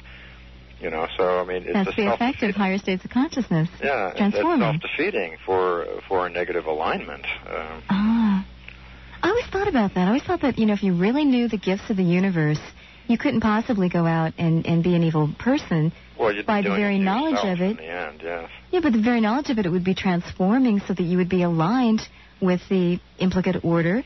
It would be transforming you aligned to that. So how could you maintain a different mindset? Otherwise, you wouldn't be getting that. Yeah, it is kind of a quandary for the other side, yeah. All right, Shay, anything else? Well, just one more quick. How do you get all this information now? Does this kind of just evolve in you, or do I think you get secret packages in the mail, don't you? On occasion. But, this is evolved. Oh, you're serious? Yeah. I mean, I get the information comes from a lot of different sources. A lot of it is my own experience, which moves through many different lifetimes, not only this one. I mean, I've done this before. I do what I do, and I've done it in different places, and this is just another place, and this is... So you get this by recalling past experiences or something? Some of it, sure, but I mean, it's not, it's a lot more than that. It's linking in with everything, you see. It's hard to really explain how it works. You transgress onto other dimensions, is that it? Well, I think also that information just flows if you're willing to see it. People know an awful lot. If people would only talk to each other and share their common experience, they would learn a lot. But they don't talk to each other. Well, as sophisticated and detailed like your pyramid ritual and things like that, people are going to be able to just talk about? Oh, you'd be surprised. Well, people know a lot more than you think they do. Because, see, my feeling is that this is a very sophisticated deal going on here where people like Whitley Strieber and various folks are being hypnotized and programmed with this information that's very sophisticated and very elaborate and detailed. And it's, I don't know, I'm kind of in between thinking, it might be UFOs or it might be a very elite, sophisticated group of people running around raising hell with people and destroying lives. There are several different elite groups of people running around raising hell with people. And programming them with this type of information. I'm not saying that's what happened to you. I'm just speculating, There's a lot of manipulation going on. Yeah. At various and sundry levels, and there are a lot of hierarchies operating here with the idea of control and manipulation. So it's really kind of looking at everything and reflecting on your own experience. I mean, don't believe anything. I'd also caution you from joining any groups. I mean, all these people that show up at this rally and this protest and this anti-abortion conclave, they're just getting their strings pulled by some hidden agenda. And it's just so sad to see them innocently walking into being used by some force they're not even aware of. Yeah, they're getting entangled in the experience. They're getting drawn into the experience without having it. They're having the experience have them. I mean, if you believe in anything, if you believe in something, then you're going to get manipulated by it very easily. And it's been said before in many sources about the nature of belief. And it's there's one particular reference to the idea of belief. I'm trying to recall what it is, but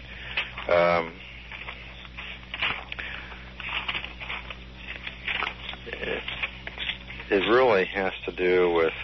I know what it is. It's like prejudice is a labor-saving device. Because if you're prejudiced, you don't have to get to the bottom of something. You don't have to research it and figure it out and think about it. Well, so in a that's sense, part of it. Yeah. Doesn't this stuff, though, take a lot of belief and a lot of faith? Well, no, forget about belief and forget about faith. Okay? How can you do that? Belief is convincing yourself of something you have yet to know and understand through experience. Because if you knew it, you wouldn't believe it, you'd know it. Yeah, in belief, you're placing your life, your attitudes, and your trust in something which has not founded itself in truth within your being, which causes you to be vulnerable. In that state of vulnerability, you can be manipulated, accursed, damned, or can lose your life, all because of belief. You have to know what it is you wish to know. You can simply do that by asking for the understanding and listening to the feelings within you about that. For example, you have two armies and they're going to go at each other because one is of one religion and one's of another, or one holds a certain belief system and the other another. What's really going on? Yeah, or if they got down to the bottom line, which is, isn't it better to make love than war? Why are they doing this? Why are they being manipulated by... One society is threatening the other with control. Yeah. Right. So they have to establish control. The negotiations break down, and they have no choice. Right. There's a lot of, like judgment, for instance. I mean, every being has their own way of exploring the idea of their existence. It doesn't mean that you have to live that way yourself, nor does it mean you have to judge the way somebody else is living as invalid. If you're busy judging what they're doing is less than what they could be doing, then you are the one maintaining those effects and those realities in your reality when you focus on them. The situation is radically different when memory is blocked by neurological factors and the constraints of being in a body are realized. Much of early human existence is consumed by frustration during the effort to obtain control over the body. And this, along with the focus of consciousness being progressively focused through succeeding neurological structures in the brain as the physical organism develops, contributes to initial and often permanent restriction of the focus of consciousness on the body. Add the requirement for physical nourishment and the emotional habits that result from it, and you have an interesting situation. In addition, the perception is restricted to the physical senses. Thus, the process of focus of conscious awareness is turned to the dualities of pain and pleasure through the reptilian area of the brain, fight and flight, flight and fight, etc. Attention is focused on the experienced events, and then the experience is retained as a habitual form of memory, aligned with a stimulus-response fashion. That's what I said, where people work through the lower three areas of the brain. Emotion is an enhancer of the storage process for responses. Which explains a lot of the self-help stuff out now. Uh-huh. Emotions are actually that storage spot. So, learning systems in cultural settings typically feature situations where fluctuating attention is cast on low-order repetitive tasks, such as rote memorizing, which denigrates much of the learning that could potentially occur. These methods of learning in our educational system, more like conditioning, are held in high esteem in human existence. Virtually all revolves around the knowledge, understanding, and control and application of physical matter and energy systems generated therein. This dominant yet artificial and limited system of learning operates entirely through input from the five senses and has the effect of eliminating the last vestiges of identity and self-cognition from the individual. I'm discussing the brain areas here. Right. So there are two factors which contribute to such addictions. As the entity moves through life in human form, many attachments are formed. The most powerful of these attachments are emotional attachments, which relate solely to expression only in time-space reality structures. This results in a compulsive need to re-enter and recycle human experience to complete that which has been started, as it were. And this kind of compulsion disappears with increased levels of consciousness. But there are two factors which contribute to such addictions to human space-time dramas. The first is a functional distortion of the survival drive into the elements of body protection and maintenance, as well as sexuality and reproduction. Both bodily protection and maintenance relate to the drive for acquisition of food and water, followed by the drive to maintain a suitable body temperature, the need to keep the body safe from predation, all the way from being eaten to the assault from biological organisms. Isn't that just a necessity of existing in a three-dimensional environment? From a certain standpoint, if you look at the body as a light body, especially on other wavelengths, it's totally irrelevant. Oh, when you limit your consciousness to seeing just the physical body and not the other subtle bodies, then that is the arena in which you're playing, and that's the inevitable result. It's not effective in that within that domain on a different wavelength, though, because your body is basically a light body. Right. Okay. And so, by far, the largest accumulated load is the emotional mass loosely held as the human ego. Originally a primal output from the survival imprint, it generates large numbers of emotional patterns which need constant reinforcement to maintain their existence. The drive for reinforcement consumes a tremendous amount of psychic energy. The ego exploits the concept that it is needed in order for the individual to exist and achieve, that the emotion of confidence cannot exist without ego support, and that happiness is a satisfied ego. So the ego brings forth a torrent of emotionally irrational reasons to justify its existence, sidestepping the fact that emotion and irrationality are not synonymous. Because of consciousness, of which you're a part, it's not dependent on space-time for its existence. It's inevitable that many patterns are retained when entities are no longer in this dimension. It's inevitable with a what?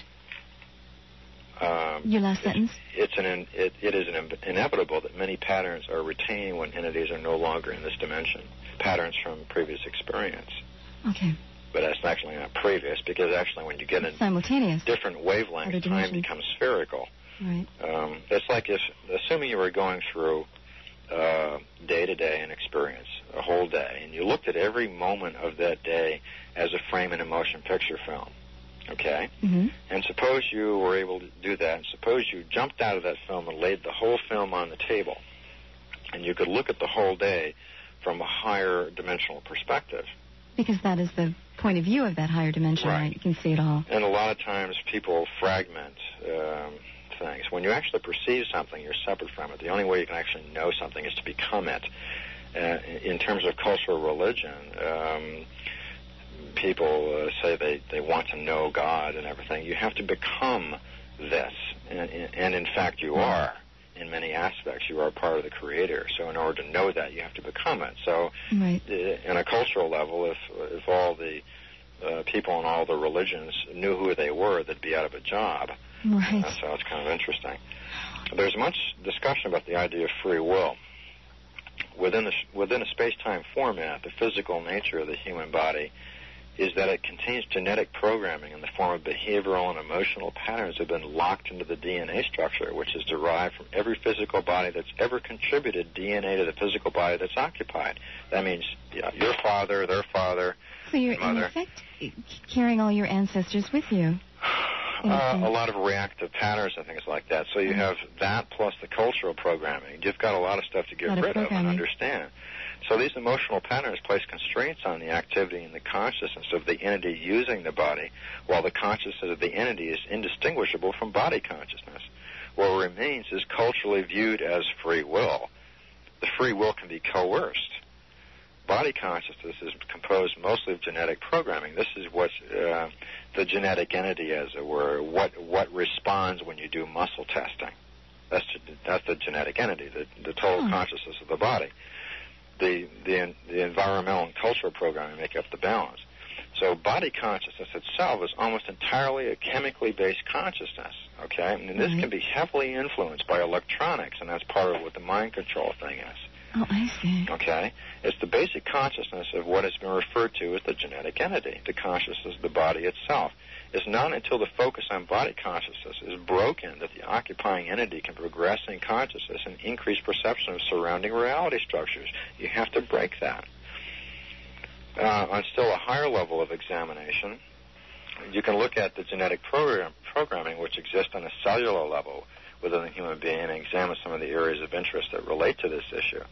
In the human arena, the factors of mass, energy, space, and time play an important part, because humans exist as composite entities, if you will, because you have a physical body, which is a biochemical electronic structure made up of mass, which exists in a time track occupying space, which has its own consciousness that's made up of holographic gestalt of cellular consciousness, ultimately based on DNA structures inherited from previous generations. The gestalt consciousness of the body can be called the genetic entity. It appears to have the highest density in the middle of the upper torso of the physical body, which can be seen as a container or vessel for the being which manipulates it. As mentioned before, any event which is experienced by a human being with an emotional component is recorded on quantum levels within the genetic structure on a cellular level. In truth, experience is recorded along with emotional patterns associated with that experience. Mental pictures are also recorded. Many times experience may include periods of physical pain or periods of unconsciousness associated with physical injury or emotional trauma. You could be watching a baseball game and get a headache, not realizing that part of the genetic memory in your genetic pattern includes somebody who inherited part of used part of the DNA in a previous body that got hit in the head with a baseball. So you're saying that even we tend to attach reasons that would make sense to us to our experience when in fact it may have nothing to do with it. It may have nothing to do with our specific experience. I mean, there's a lot of things to go through. And these memory traces are very often held at specific points on the time track of the physiological structure in which they occur. So what do you mean? So when you hit this moment in your life, boom, that's going to happen regardless of all other input? Could very well be so, yes. Okay, so that's why people who are doing past life regression, you hear the story frequently that, well, when I turned 22, then this thing manifested, and I go back and I found that when I was 22 in a past life, this same situation had its point of origin. Like that kind of idea? Okay. So also memory traces and the accompanying emotional patterns that are inherent in the genetic entity manifested through the reactive mental gestalt can be re-stimulated into manifestation through external influences, which is what you're saying. So the external influence could manifest itself through environmental factors or even on an albeit technical level through implant devices or patterns overlaid within the physical body or within the field surrounding the physical body as higher density implant patterns ingrained in the electronic interference ridges between your auric bands. And this is getting into very technical stuff, but I'm putting it out there anyway. Research indicates the substantial evidence that this is a commonly applied method of manipulation. It's apparently uncommon for the genetic entity to host the same occupying spiritual component twice. And this appears to reflect the overall tendency within the operative manifestation of the universal intelligent matrix for maximization of experiential differentiation. I know I'm using a lot of big words, but I really can't describe it any other way. Well, I think we can handle it. Allowing genetic structures a plethora of controlling host entities. In other words, you as a spiritual occupying entity in a specific body and genetic line you're in have never lived before this lifetime, you see. You're unique to this moment, but you've never lived this particular lifetime before. I see. So the genetic entity apparently enters the protoplasm line some 2 days to a week prior to conception. since the genetic entity appears to answer in present time through muscle testing in a dual manner when queried through muscle testing and other methods, it's suspected that the genetic entity is in fact a double entity where one side enters via the protoplasm in the sperm and the other through the protoplasm in the ovum.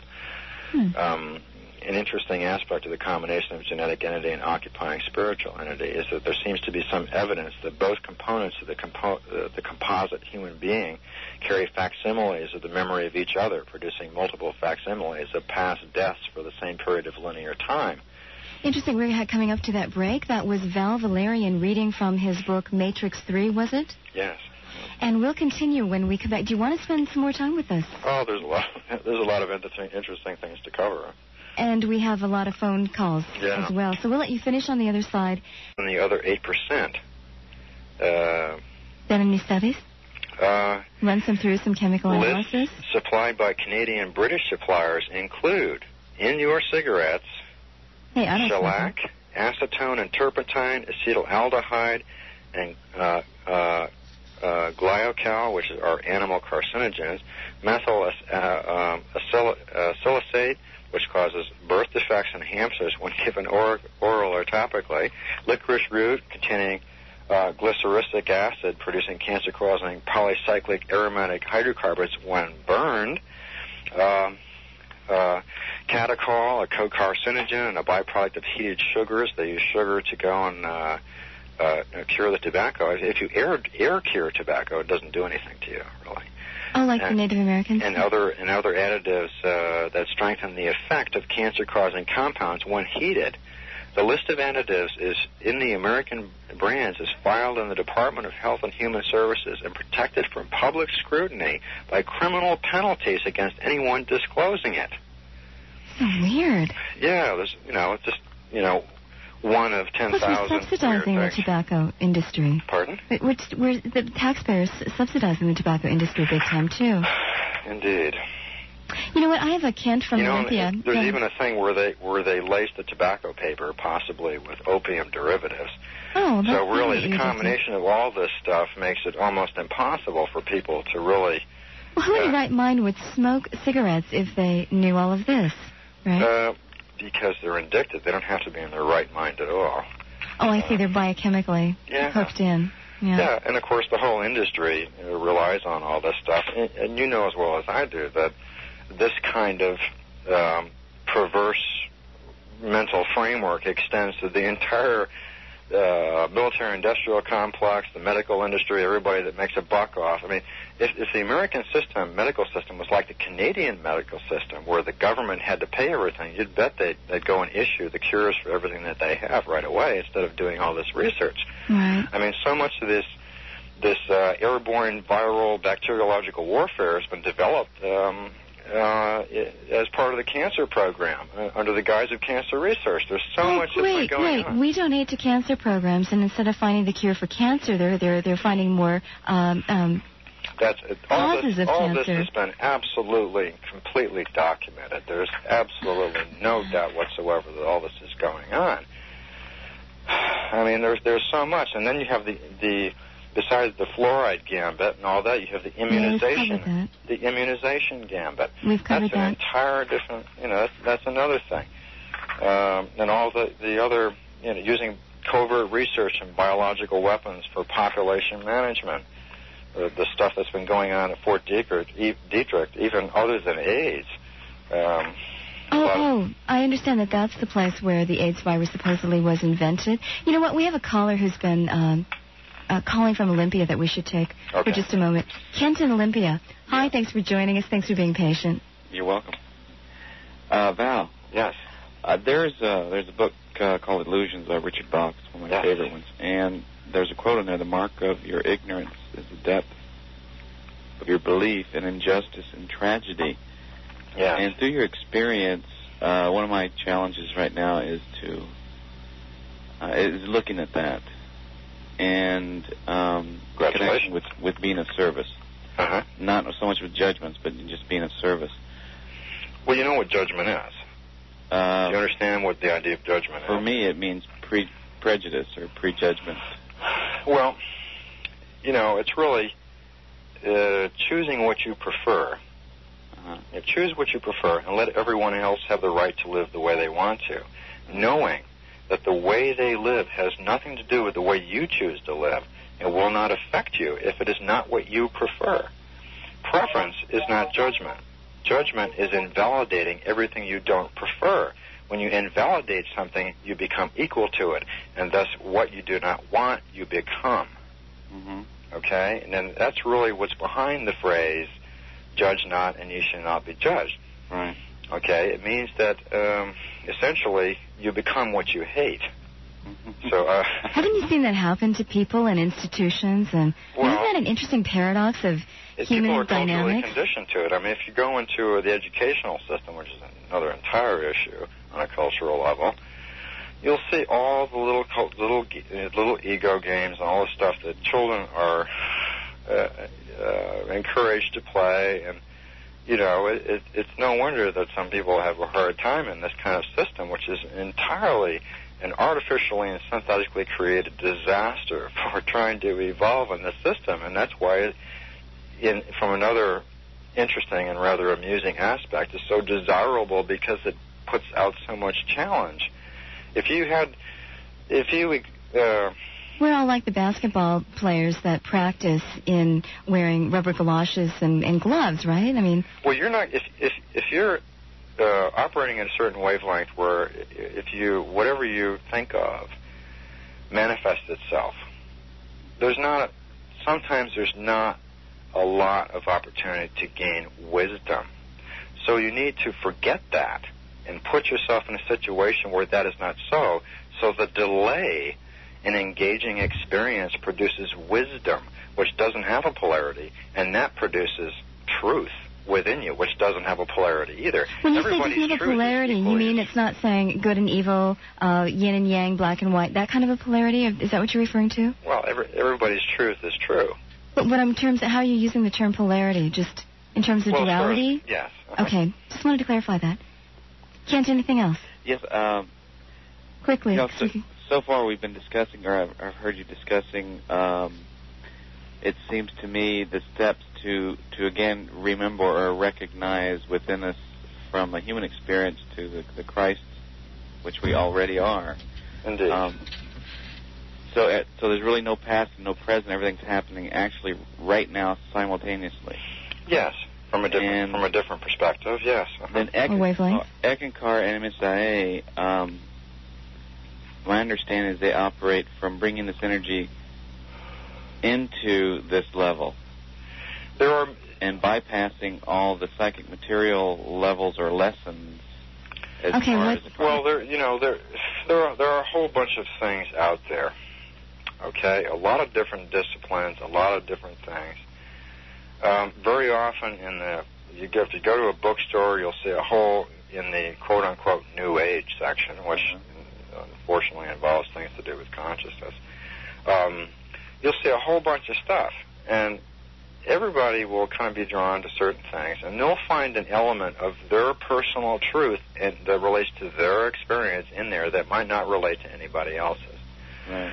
Very often, a lot of organizations and individuals will incorporate, will put out a bunch of stuff which is actually misleading to people, but they'll sprinkle enough little key elements which will be recognizable as personal truths by individuals that people tend to take lock, stock, and barrel and take everything else without really reflecting on those items which they recognize in whatever they read that resonate with their experience and their own personal truth, and that's all they have to pay attention to. They don't have to believe in anything and pay attention to anything else, only their own experience. This is the whole key to it. That's a good point. So, I mean, there's a lot out there, and you can find, your personal truth in anything and a part of it out there, and all of them are correct. Right.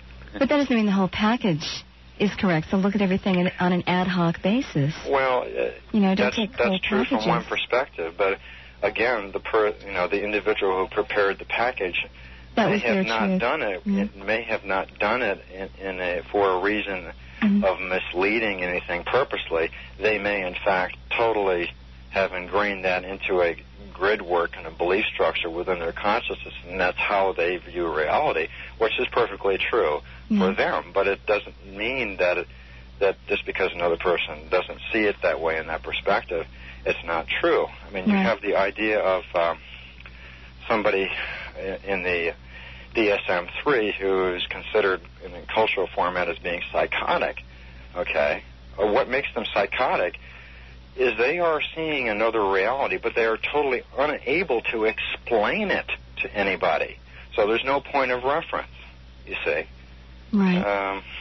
You know, I've had experience working one summer in the psychology thing in several places like that. That was an experience, and that was many years ago. But I understand that. I understand it by virtue of my experience in this particular lifetime, if you must look at it linearly, and other ones on different levels. It's all there. Do you feel that the only really true service we can be is in clearing ourselves of our illusions? Well, illusion is a matter of perspective, I guess. But within the terms that you're saying, that I would say that's a fairly well good place to start. Yeah. Plate and a skull. And so you have a five-fold standing wave pattern of theta lower tachyons, which interact with the liquid crystal structure of the brain matter. And that part of the brain structure that matches the frequency of the vibrating tachyons will respond via harmonic resonance. And the tachyons, which enfold energy, will provide deltons, which in turn create antimatter, not antimatter, but there's a different pre-matter stage of matter. Antimatter, A-N-T-E, and matter simultaneously. Oh, and so, anti being that little, that means... Not antimatter, not the opposite. Right, that little suffix that means precedent. Right. Anti, okay, anti. And so electrons are formulated in electric pulse flows giving rise to a perceived thought. So this can be simulated electronically, okay? So the human brain, in essence, being a biological receiver and a transducer of thought energy, right, is a masterpiece of sacred geometry, chemistry, alchemy, and structural engineering. It's constructed in 5 major hard bone plates interconnected by membranes, okay? And the cranium is a superb transducer of linear and nonlinear complex vibrations. And here we're getting into the psychoactive components of electromagnetics. So these complex vibrations can also be called conjugate because they have both three-dimensional and hyperspatial components. So the natural resonant vibrational frequency of the cranium is in a range of 840 to 890 megahertz in non-Hertzian vibration. Unfortunately, an externally applied Hertzian wavefront of the same frequency can and does make the cranium undergo resonance due to entrainment. So they only need 10 to 20% power coherence to do this. So they pull you off your higher potential and entrain you by setting up like a tuning fork that you're going to start vibrating at this other frequency to draw you off. So partially with the help of alien technology over a period of time, government scientists can now duplicate the nonlinear, random, non-Hertzian wavefronts of thought, the so-called thinking process, and they can shut that down on people even. With the adequate modifications of RF and microwaves, they can induce vibrations in the cranium, access the neural lattice in the brain, and implant thoughts via ELF, ULF. Thus, individuals can be impacted unless they really know themselves on a deep level and to override that program. And think it's their own thoughts they're perceiving. Okay, there's a relationship in sacred geometry between the constants pi and phi, with the way that the cranium is constructed. The actual process of transductions of theta waves involves the ionic crystalline structure of the calcium bone in the cranium. Right, with this crystalline structure, right? The ionic structure, in effect, forms a phase space, which embodies a 12-dimensional tensor field between the electron shells, and the incoming theta waves are held in micro-unified fields within these crystalline structures. Resonance is established and theta waves come down into mass, whereupon electrons are generated. That's why copper has an effect on some of these, because the molecular and atomic structure of copper has a tetrahedral structure which actually has hyperspatial components. And this is why copper is an effective shield against certain hyperspatial and electromagnetic things. It's so wearing a copper bracelet? ELF, though. ELF is a magnetic. What about a lot of other devices that you hear about that are supposedly going to protect you from electromagnetic frequency? I mean, I know people that wear mandalas of the rainbow spectrum with 12, looks like a 12-flowered petaled lotus. Just the picture of it, apparently. I know people that wear Tesla watches, not Tesla technology, but something similar.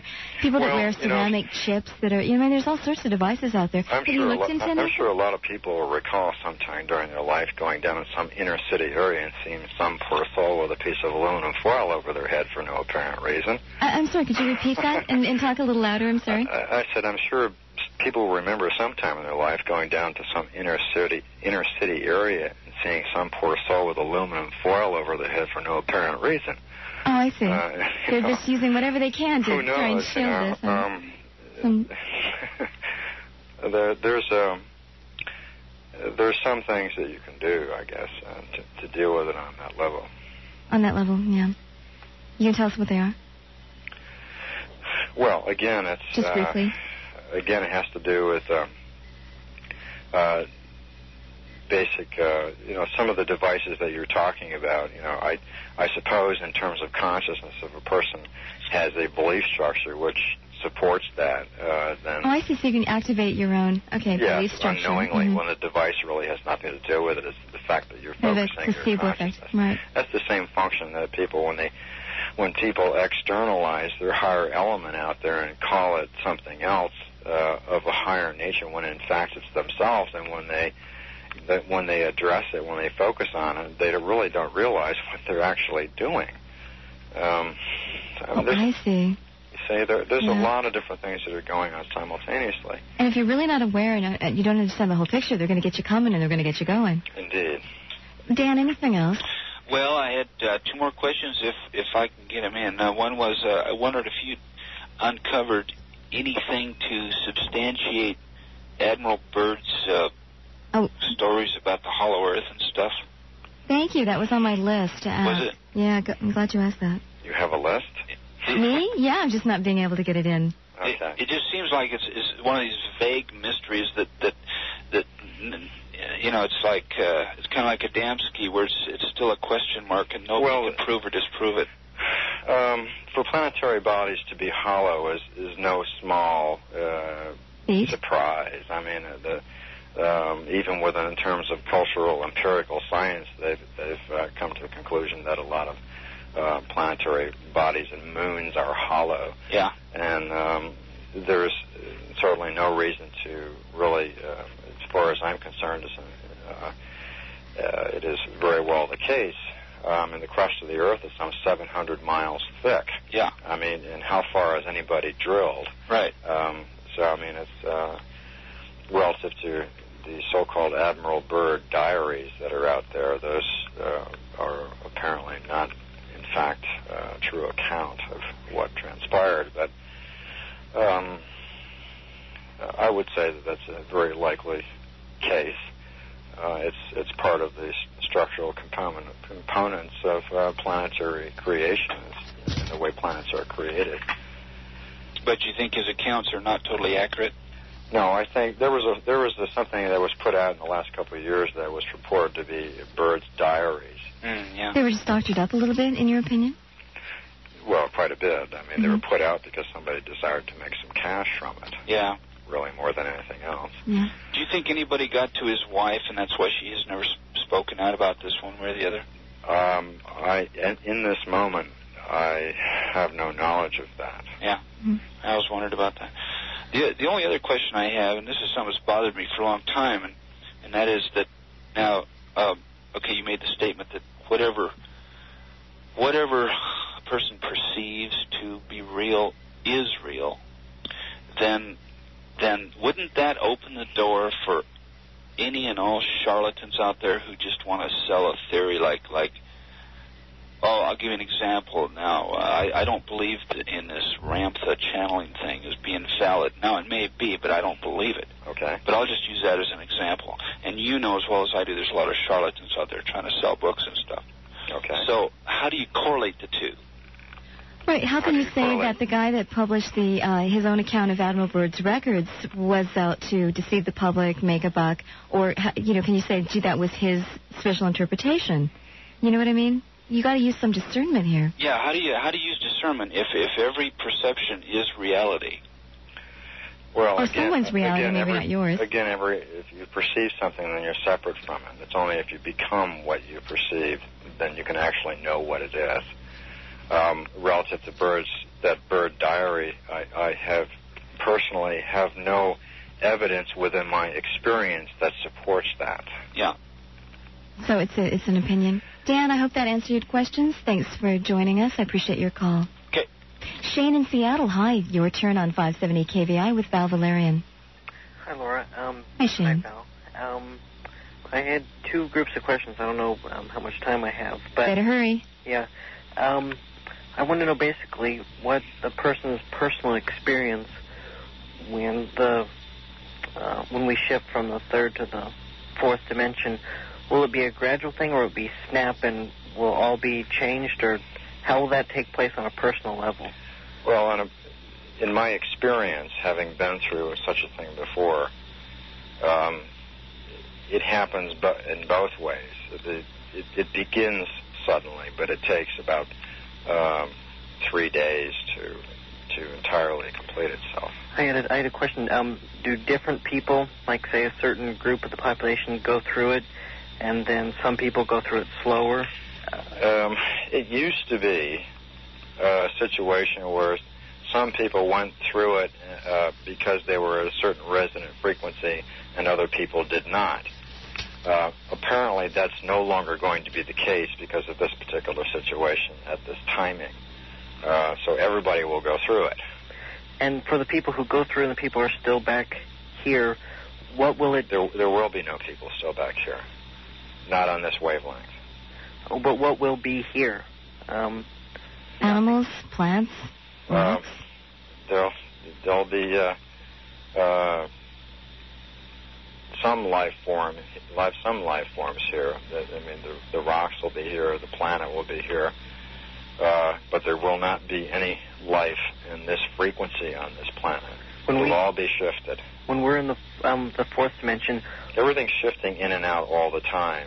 And as this time goes on, you're going to have, and it's plainly in evidence, different dimensional doorways, for lack of a better expression, opening and closing all over the place. Will the new reality be a physical reality like it is here? Yes. But it'll be at a different wavelength. But what will be the difference? What will we be able to perceive as a difference if it's a physical reality just like this one?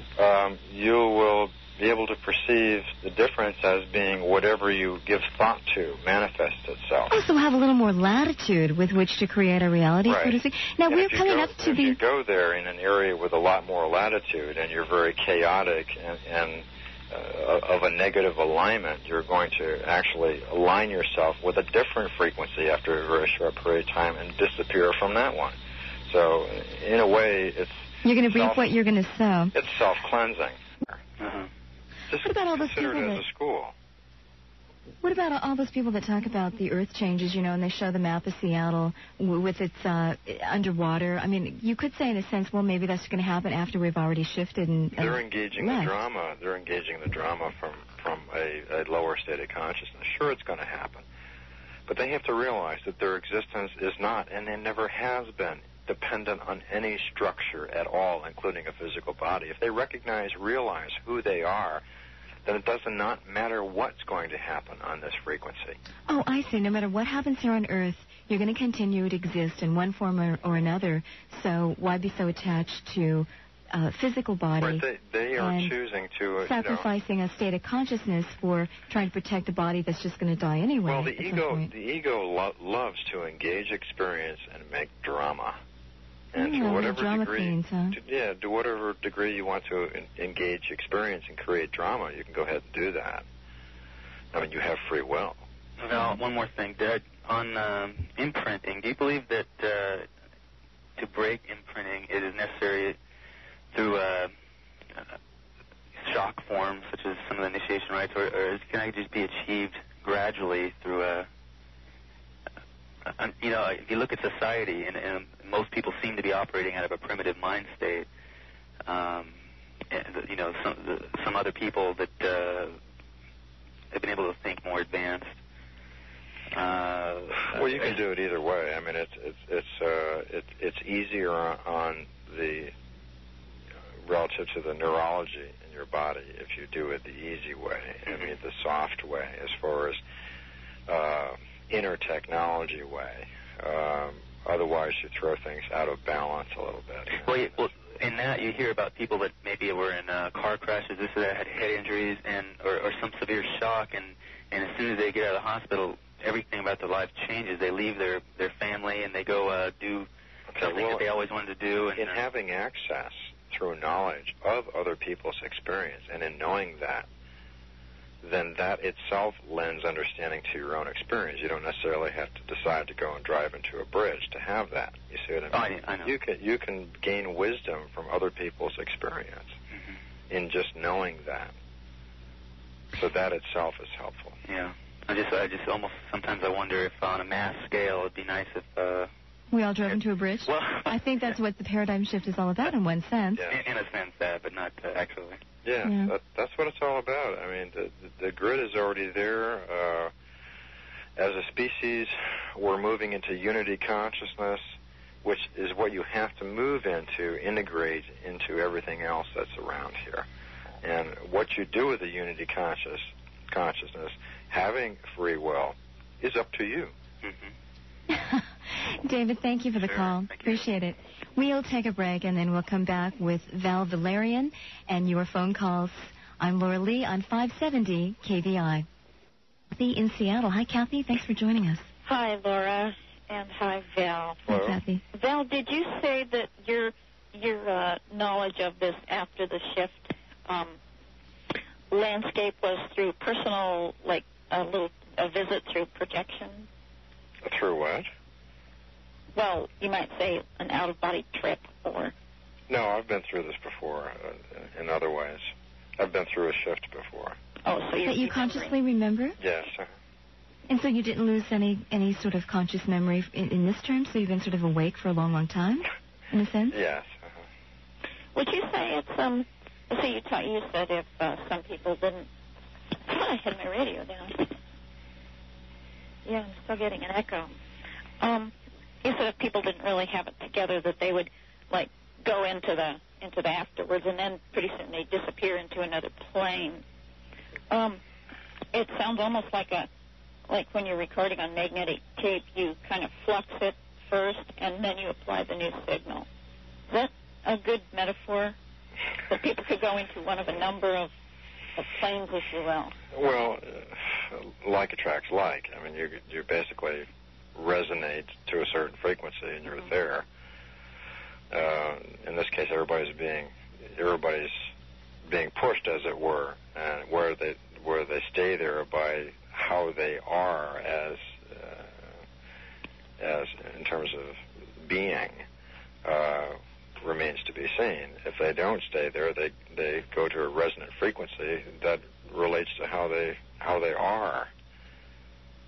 So everybody's finding their own comfort zone, in effect, and so essentially, yeah.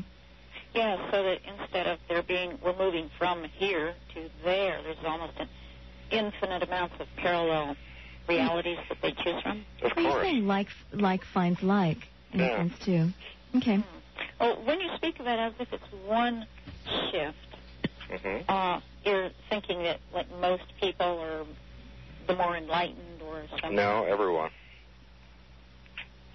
So everybody's going to go. Everybody's going this time. Not necessarily to the same place, though. Now, you say this time. That means that there were other times when there were only certain beings that made the shift? And was it just here on Earth, or was it in the solar system? Was it universal? It's been elsewhere. Mm-hmm. So Earth isn't the only locale of this? No. I didn't think so. A lot of people are sort of a mixed bag of, like, non-integrated collections of beliefs. Thank you very much. Which, nothing personal here. Which one would dictate the end location? Like the most powerful one or the most imprint level one? Well, whatever beliefs, whatever structures the way you are as a being, okay, which also structures what you do. Now, if you live in a state of fear all the time and when thrust into the unknown, see, the whole thing, everything involves making known something that's unknown, okay, and that involves consciousness, and it involves you as an individual. Nothing worth doing, if you look back on your whole life here, nothing worth doing, you will recall, involves something that was known. It always involved something that was unknown. And it pushed you into a situation, one way or another, upon retrospect, in which you evolved in understanding about something, hasn't it? This is no different.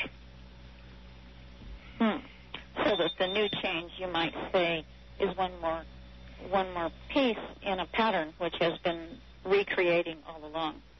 All it is change. That's all there is. And then once we live on that level for a while, then we're going to make a shift to the next one. Right. After so long. And if you're a slave to the cultural programming of resistance to change, for lack of no other reference point, because it's been programmed to be so, then you resist every change in your life. And think of things in general terms, in retrospect, if you must view the past in that way, and reflect on that, contemplate that.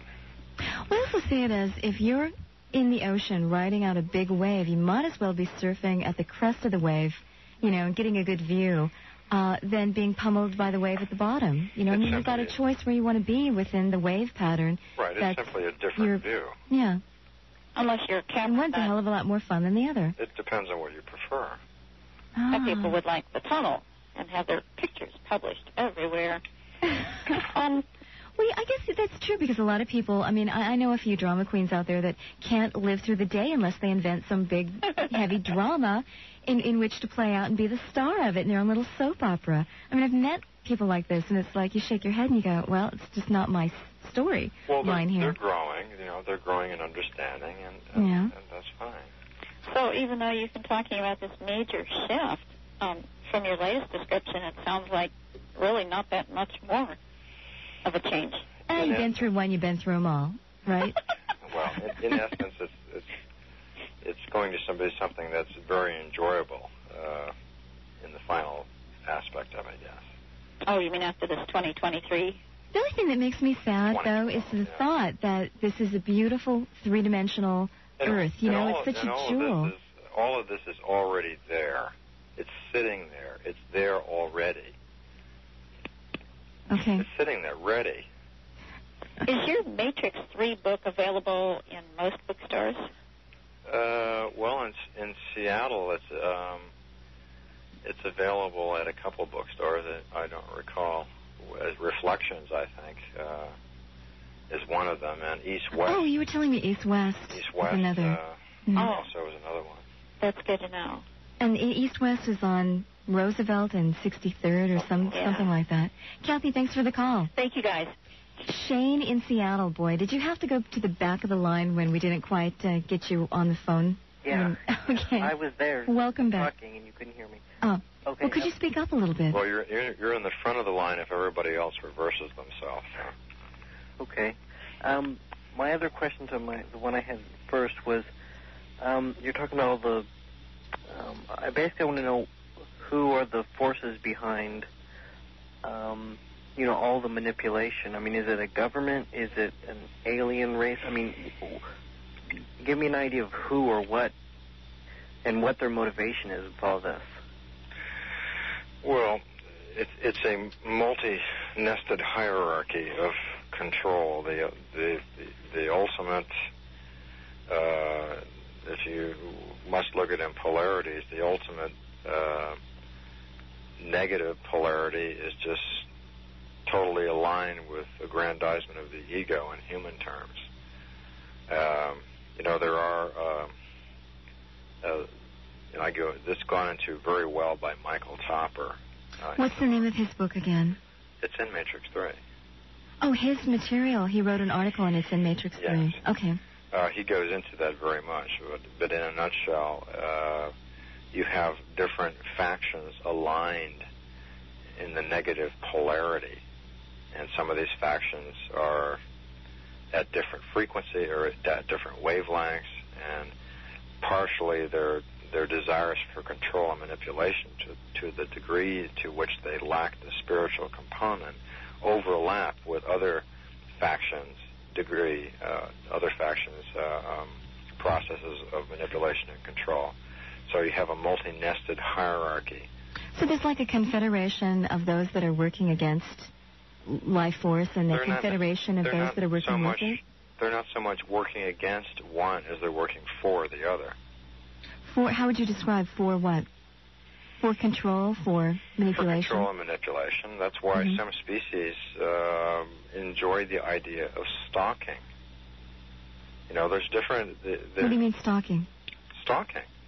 S-T-O-C-K or S-T-A-L-K? A-L-K. Okay. Different... some mental formats and cultural formats of some species are really, really different. Like what? Like, give an example. Well, in the idea of stalking, perhaps, is a good example. Just for the enjoyment of stalking another species. The hunt, right? The hunt. As sport. Essentially, from a different perspective. Just for the sake of doing it, not necessarily for any particular end object in it other than itself. Mm-hmm. But feeling the predator is feeling powerful over the prey, that kind of a hit. Okay. Yes. That partially is because they themselves are working in their lower brain structures. It's a modification. It's a negative orientation relative to the herd mentality. The hierarchy, you see. They're working in their lower brain structures, too. They may be totally logically minded, left-brained in orientation and have no emotional component of compassion and empathy that functions in their society. And there are many societies like that are just totally logical, and they're just all intellect. And, we could say our own society is veering towards that we praise the intellect above all else, and that's part.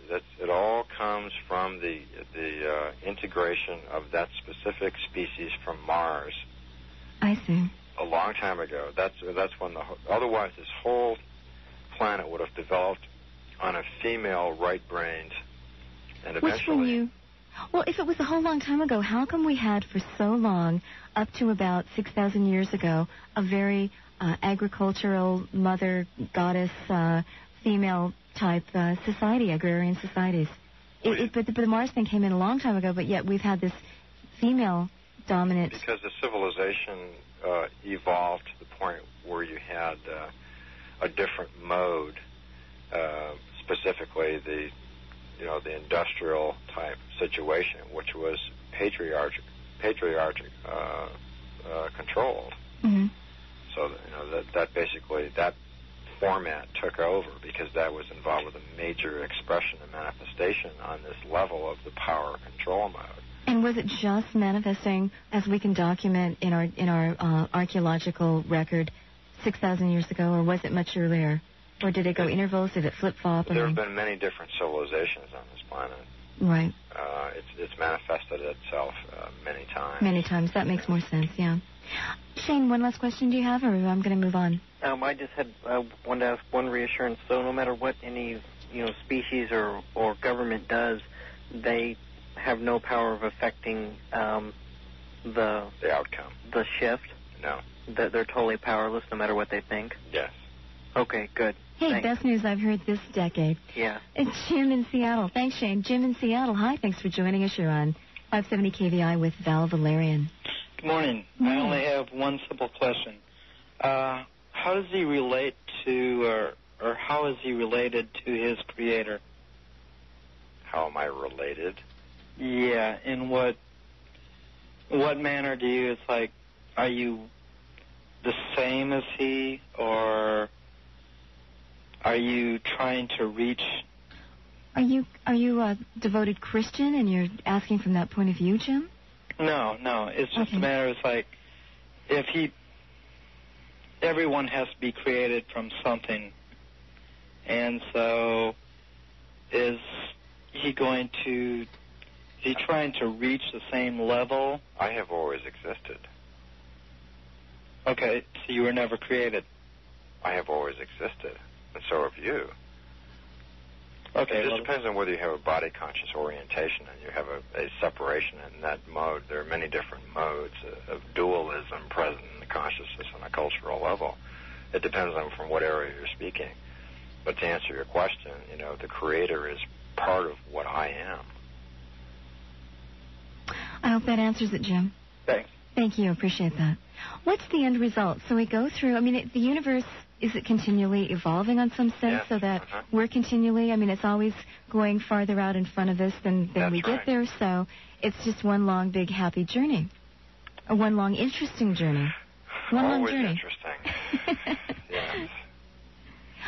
We have about 10 minutes left, and I thought I would just hand it over to you and say there must be something that you want to bring up or some story you want to tell us or share with us.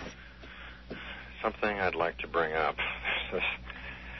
There's always so much. There's so many different things to discuss on so many levels. I think that for those of you who have been listening tonight or this morning, that all this has given you a lot of food for thought, and that you'll realize that there's a lot more to what's been going on that you may have thought, and that this may have confirmed your suspicions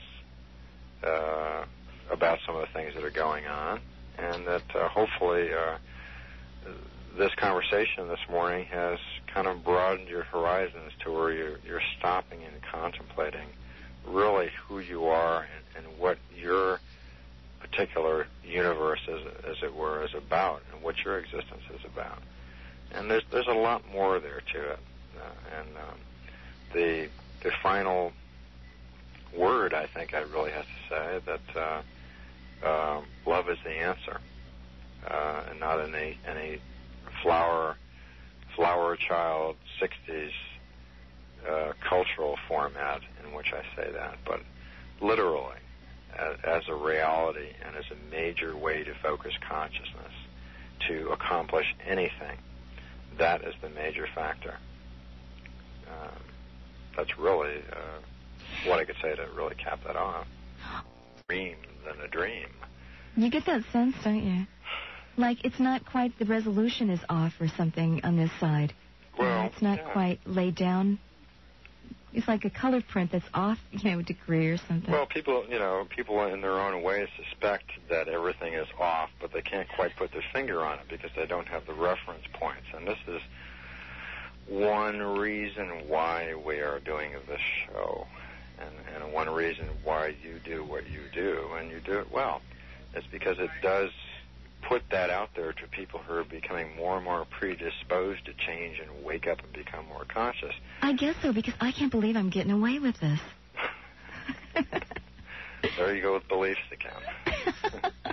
Well, I don't actually believe that. I'm just saying it facetiously. Well, it's not really a matter of getting away with anything. This is the whole thing. Yeah. Because truth is truth, basic truth, as far as easily recognizable within people. I mean, the functions of consciousness and mass and energy and light and sound and everything else are basic to everything. And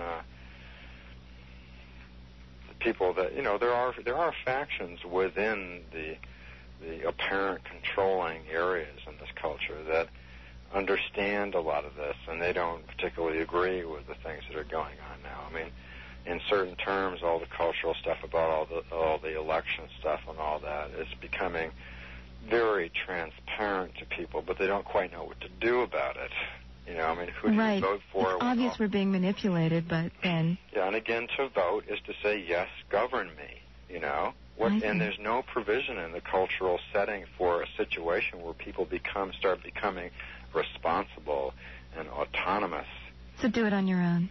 Become responsible and autonomous. And gradually, when people begin to abandon the political format in favor of spiritual maturity, all of this other stuff will fade. But of course, there's a limited amount of time on a linear level for this to occur, because there's going to be a major shift here. So get it together. Actually, if you're truly independent and autonomous, you don't need a government to hand you the system. You don't need a school system to hand you the means by which to waken up. You'll go out and find them. Other cultures, you'll seek them. Other planets, you run other into cultures them. You do recognize them. You use them. Other cultures do things very differently than this one. This is in terms, perspective of other cultures that I'm familiar with. This place is a horrendously beautiful, which seems sort of contradictory, but horrendously beautiful learning